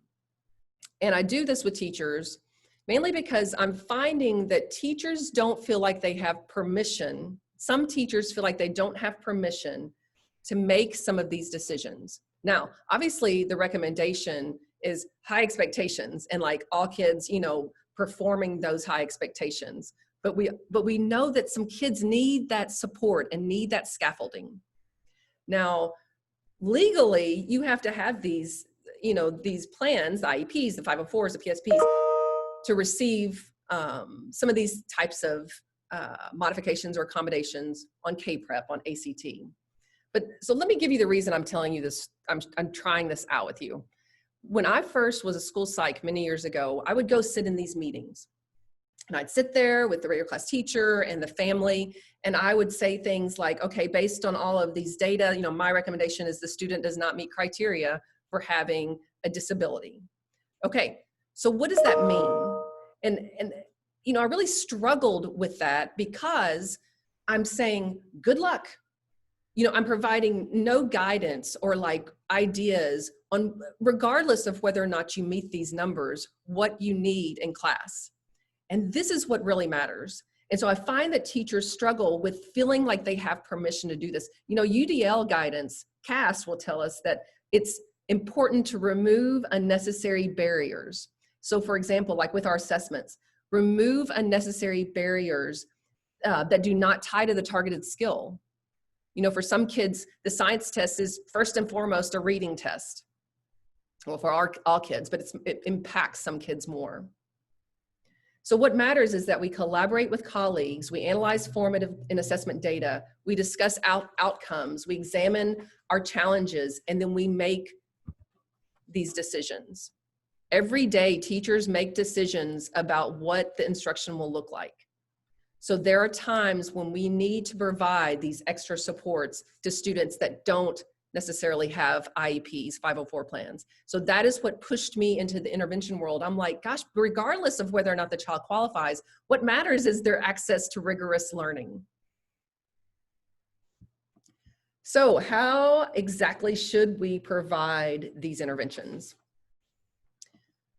I pulled, again, some of the research that's out there that's available to us that can guide us in the virtual learning world. And from that, one of the Ed Research documents you'll see on the agenda, the school practices to address student learning, does a great job of distilling the current literature in a way that should affect our practices right now. It talks a lot about how learning losses show up, especially in the early grades. And for those that were already struggling students, the majority will be able to engage in grade level content, but then there are those individual groups, especially young students, that will need more intensive support. But we know that supportive school environments and teacher-student relationships all speed up the recovery time necessary for learning loss, or that happen from learning loss. But one specific method that's recommended is this high dosage of tutoring that's directly tied to the classroom content, helping students succeed in their current coursework and accelerating learning. Also extending learning time for interventions. In fact, they share one example of a week-long acceleration academy. So, you know, we sometimes see people try some creative solutions such as that. But what matters the most are the effectiveness, the highly effective teachers. But strong systems, using our early warning signs, strong norms and routines, those are the things that help us recover emotionally and engage academically. Things that they caution us about: compressing content, grade retention, and even some methods of RTI, especially those that supplant core instruction. Ed Research also reminds us that for secondary students, we have to engage them with the plan. We have to make the connection. We have to figure out what is feasible. And they found that the biggest problem with secondary students engaging in asynchronous work is that they were less likely to engage when they felt that the work lacked value. So they were pulling some literature about this on virtual learning that's been happening.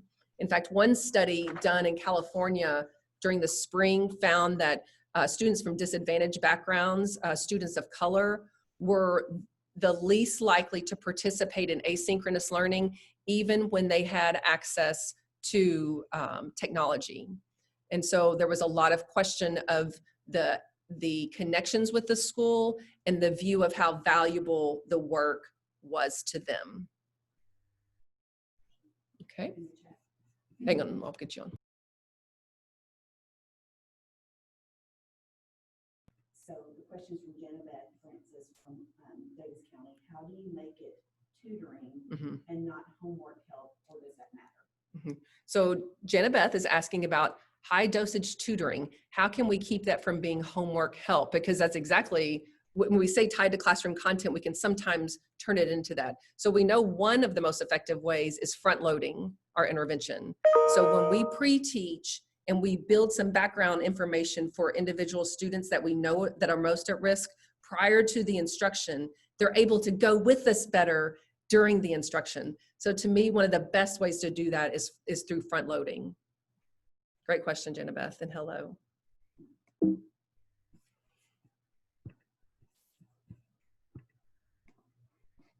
So let's talk about some of the specific tools that we can use.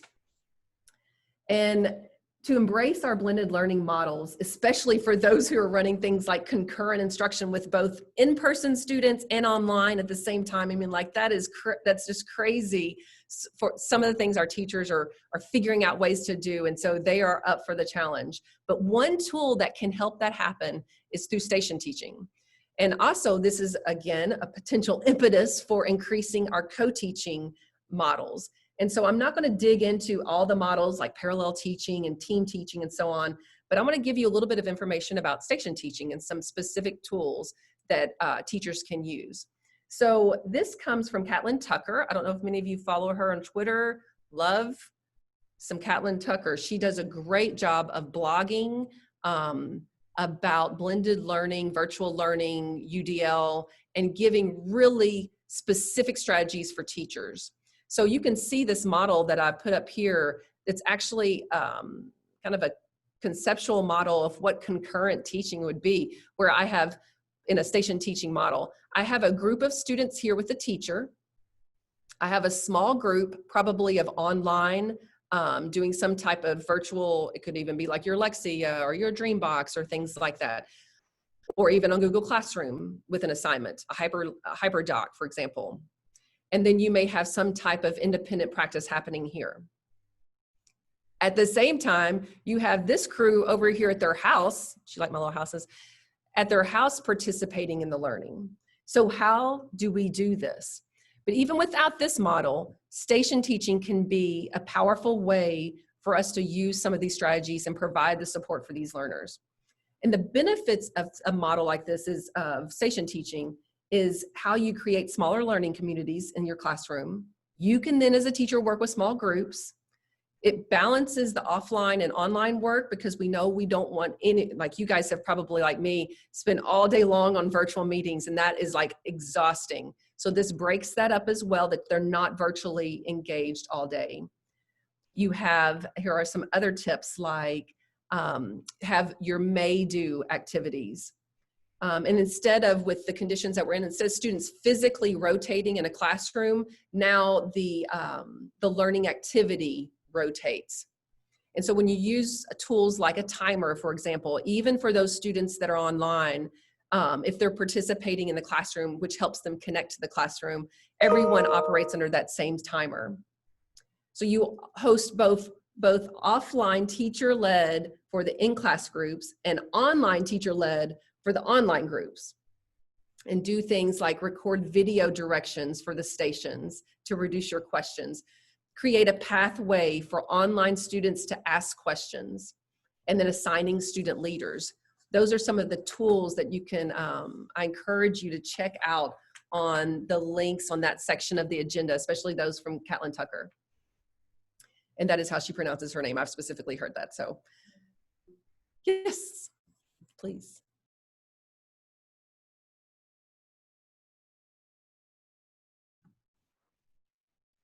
Okay. I wanted to let you all know, and if Grace Absher is still on the call, she may have had to have popped off. The co-ops have been working in collaboration with the Department of Ed around a series of a group of web series or web modules.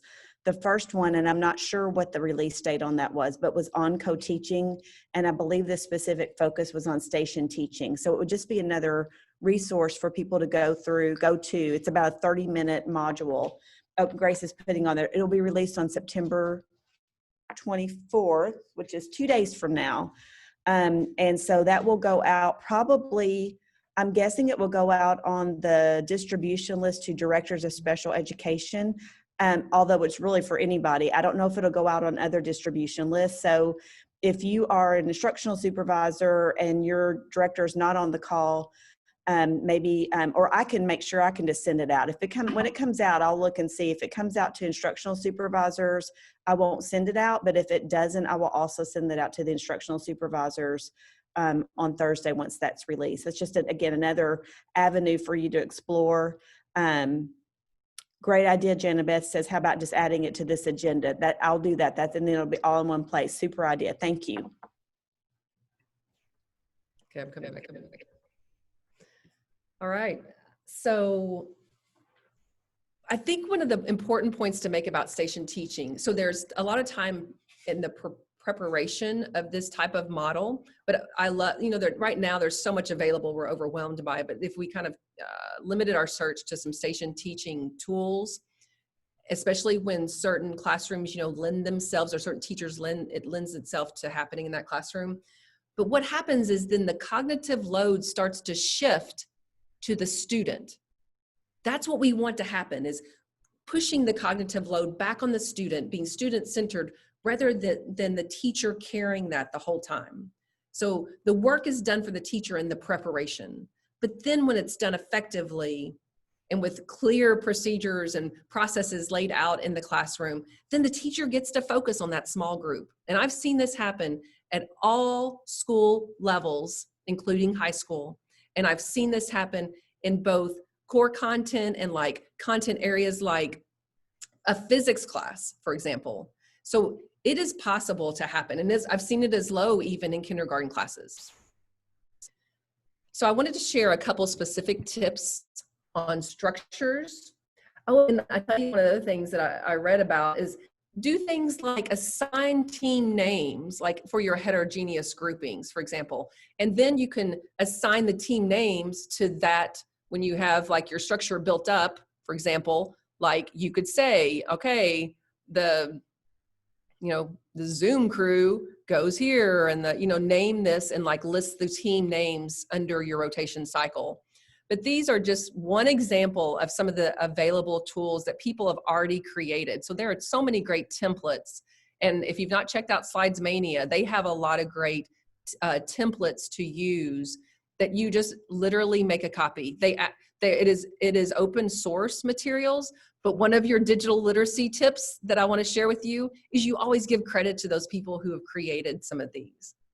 So here's an example of a primary, let me show you this one, a primary sample schedule for a rotation station setup with a teacher-led station, a collaborative station, and an independent station.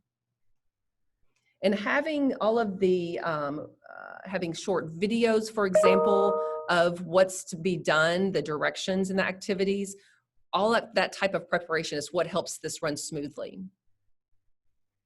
And then an upper grade sample schedule of what that could look like.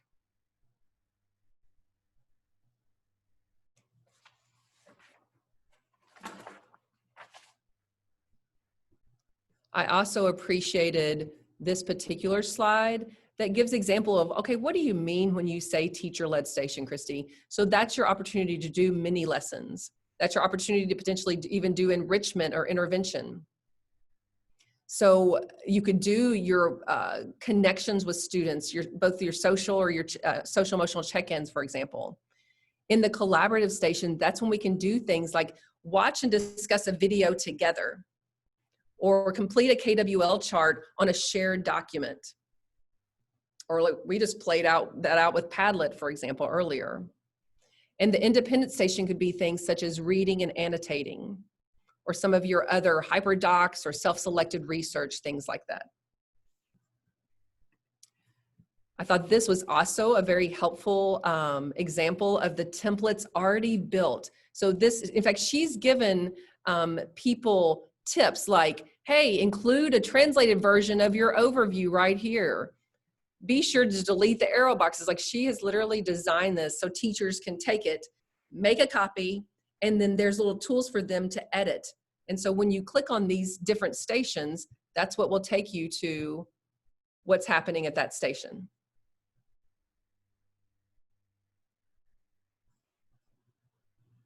So all of these resources are in the PowerPoint, but they're also in your agenda on this right-hand side. So you'll see things such as the tips for virtual station rotation.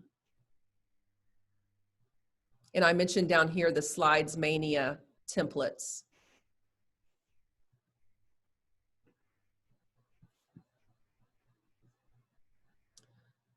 So a few other of my favorite resources, you're probably familiar with Ditch That Textbook.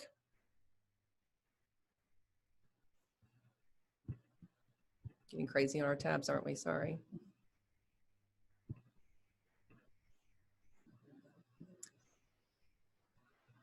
So I thought this was a really helpful way just to have a quick little bulleted point of types of activities you can do online. And then from that, for instance, it gives you links to graphic organizers, mind mapping tools. There's some great vocabulary tools that can help you then let kids know what vocabulary is that they struggle with right there in the reading. So feel free to continue contributing on the chat any of your favorite types of links such as this, or your favorite people that you go to pull some of these things. I don't know if you've seen this going around yet, but this is, you can see lots of individuals have partnered. See, these people all connect, and I don't know if you're on Twitter yet, but that Twitter has become like my new method of professional learning. And through Twitter, I've made friends with lots of these people. In fact, I feel like they know me. I'm like, hey, Catlin, you know, I'm WKU gal. And so on Twitter, they will post things like this. And so from this, you can see these are links to how to do these different types of activities, tutorials on building, adding more fonts, on adding prefix, suffix to the numbered list. I'm like, just great, simple, I think it's a concise way to combine lots of tips for the use of Google. Plus, if you click here, there's a parent-student version, which I thought was amazing. So this kid's at home and they're like, hey, I want to add a timer to my, you know, presentation that I'm going to use or whatever. Here are some tips on how we can do that. Again, these are on both the presentation as well as the agenda. And this is just one example of a template that you can pull for free without an account on Slides Mania. This is a social studies notebook template. And so when you make a copy, then it can be editable. So each student had their own virtual notebook.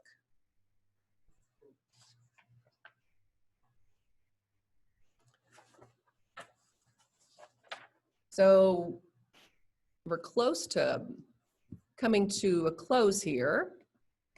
We're gonna have to skip our Kahoot. So I'd like you to take, Kelly.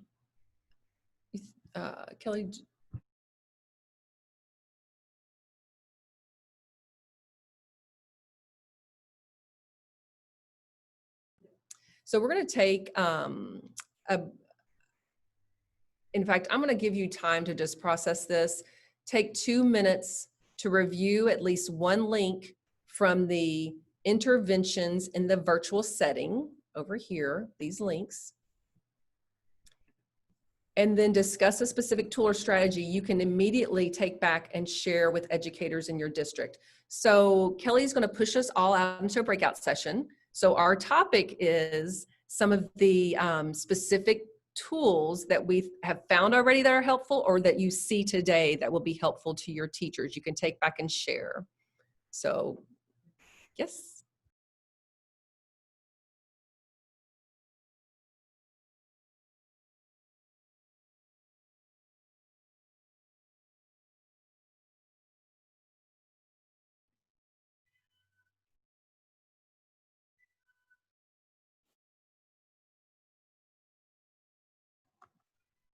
Hello, good morning.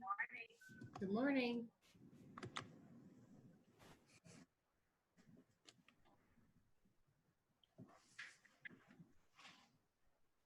Do you guys need some time to explore, or do you want to go ahead and talk? I'm good either way.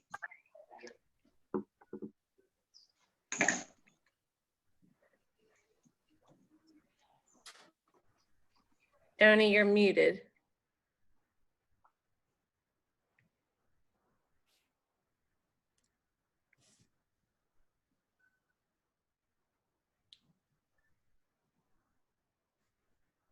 My phone's ringing, my cell phone and my office phone. So I said, I'm a bit of a processor, but I like what I've already seen. I'm trying to make some notes of some of the links and stuff to send to my teachers. And my thoughts were, of course, I know this is a joint meeting, but I had that special ed mindset. But a lot of what I've seen, I think the gen ed teachers would benefit from also. So I'm going to ask my teachers to share with their co-teachers. Yes.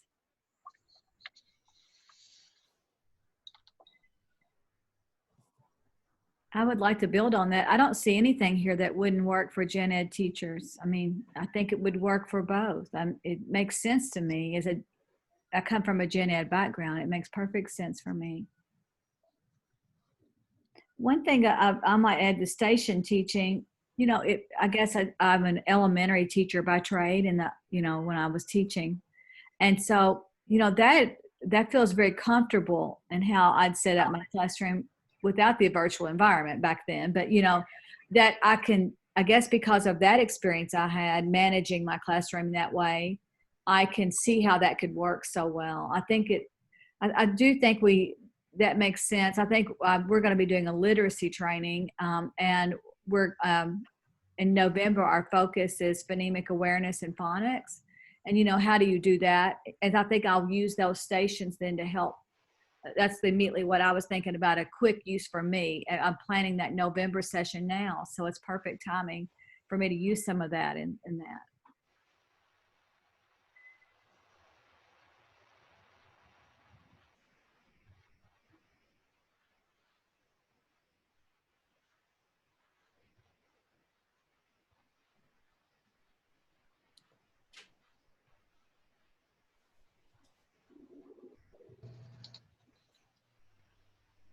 Hi, everyone.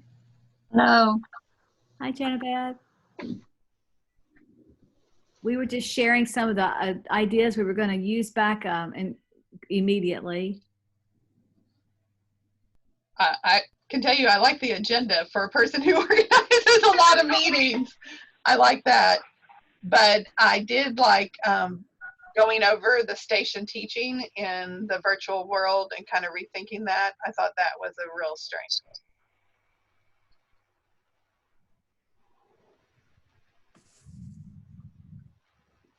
And then I'd never seen the Air Force TED Talk guide video. So some of you might have seen that. But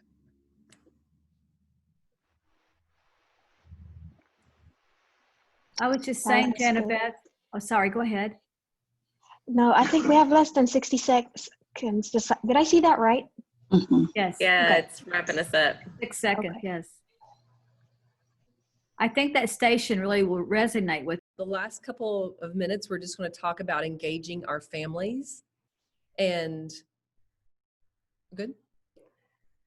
So the National Center for Intensive Intervention gives some helpful tools for engaging our family. You'll see that link as well on your agenda. But I guess what I want to say the most is that we have to assume the best of our families right now. We have to understand that there are stressors that we're likely not aware of. And we have to believe that they want to be engaged with their child's learning. And so that's really important how we frame that conversation, because we have to watch our assumptions. Our assumptions and our beliefs affect our behaviors and how we seek to interact with families. So instead, we want to look at intensifying our scaffolding or our support for families right now. And I really thought that was a unique way to look at that. I read that concept of scaffolding support for families. We think of that a lot with our kids, but we don't necessarily think about scaffolding the support for families so they can access engagement in their schools. So I've seen schools do things such as giving videos about even simple literacy strategies, or like the purpose of assessment we mentioned earlier. One high school gave a virtual tour of the high school because for some kids, they couldn't come or families couldn't come to the in-class tour this year. And then I've seen schools do things such as logging in and checking grades on Infinite Campus. They've done videos, even videos in multiple languages or with closed captioning. But what this does is it empowers families. I had a friend recently that commented about she's virtually, her child's in virtual academy, and he is a second grader who struggles, but she said she felt more empowered than ever because she's learning about what he's learning and actually how to help teach him. And isn't that what we've wanted all along, is for our families to partner with us to continue the learning outside of school, the teaching outside of school? So really, again, it's an opportunity to give them the tools to do that. Sending text messages has been one particular researched approach as a low-cost tool to engaging families, something called tips by text.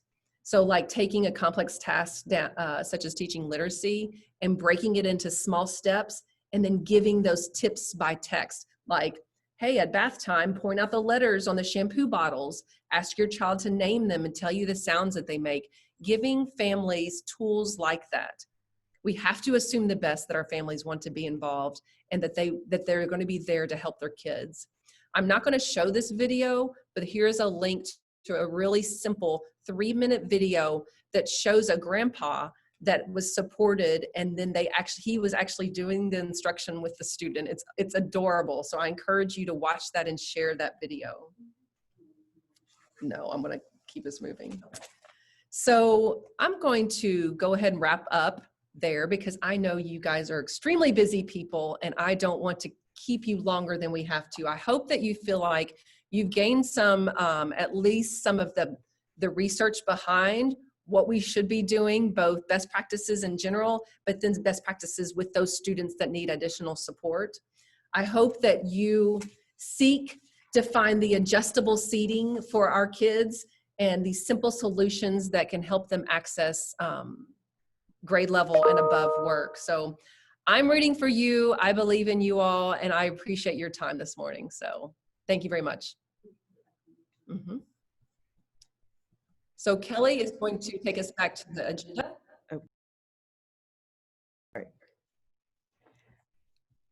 All right. So I still see your PowerPoint. Oh, there we go. Okay. And if you'll scroll down to the bottom, perfect. Thank you. All right. Thank you all so much for hanging in there today with us.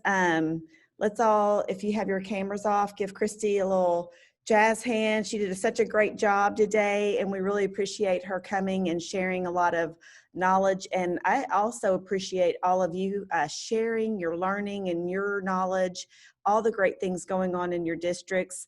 You all are just doing an amazing job in regular circumstances, but especially right now. So on your learning record, if you want to go back to that, the way you use that tool is at the end of your time in a training, in a meeting, whatever, however you're using this agenda, you can have your group go back to that learning record and reflect again on that personal inquiry question to see, you know, did you deepen your understanding in regard to the question that you posed for yourself? You can also have people in your group look at the final thoughts. What are my final reflections on there? And you can also have them, which I did not do earlier, focus on one of those community agreements. What is the thing I want to focus on myself today? Do I really need to take care of myself today? Do I need to be engaged and fully present? And so you can kind of have some self-reflection on that as well. I really love that learning record and this agenda. And if you want more information about that, I believe Grace puts a link in the chat, but we can also send that out again to you.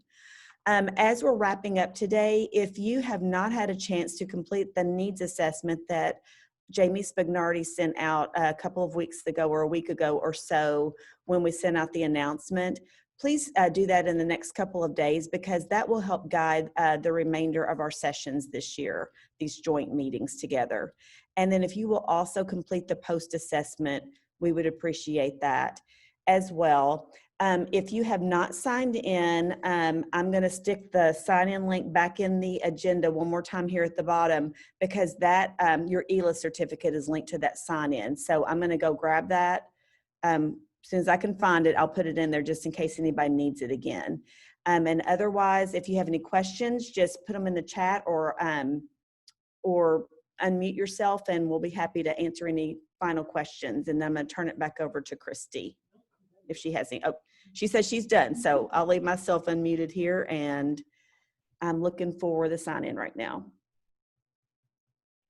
Here it is. Thank you, guys. While Kelly's putting everything in, just remind you that our next joint meeting will be November the 17th.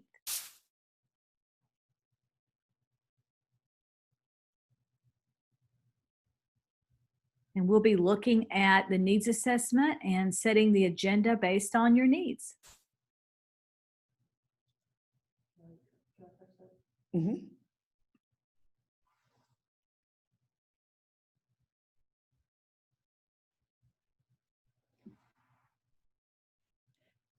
Thanks, Beth. You have a great day too. Thank you all again for coming. We'll be on until everybody is ready to hop off in case there are any questions. When you finish your needs assessment and post-assessment, again, go enjoy this day, and then enjoy this weather this afternoon too. It's so nice. Such a nice early fall we're having.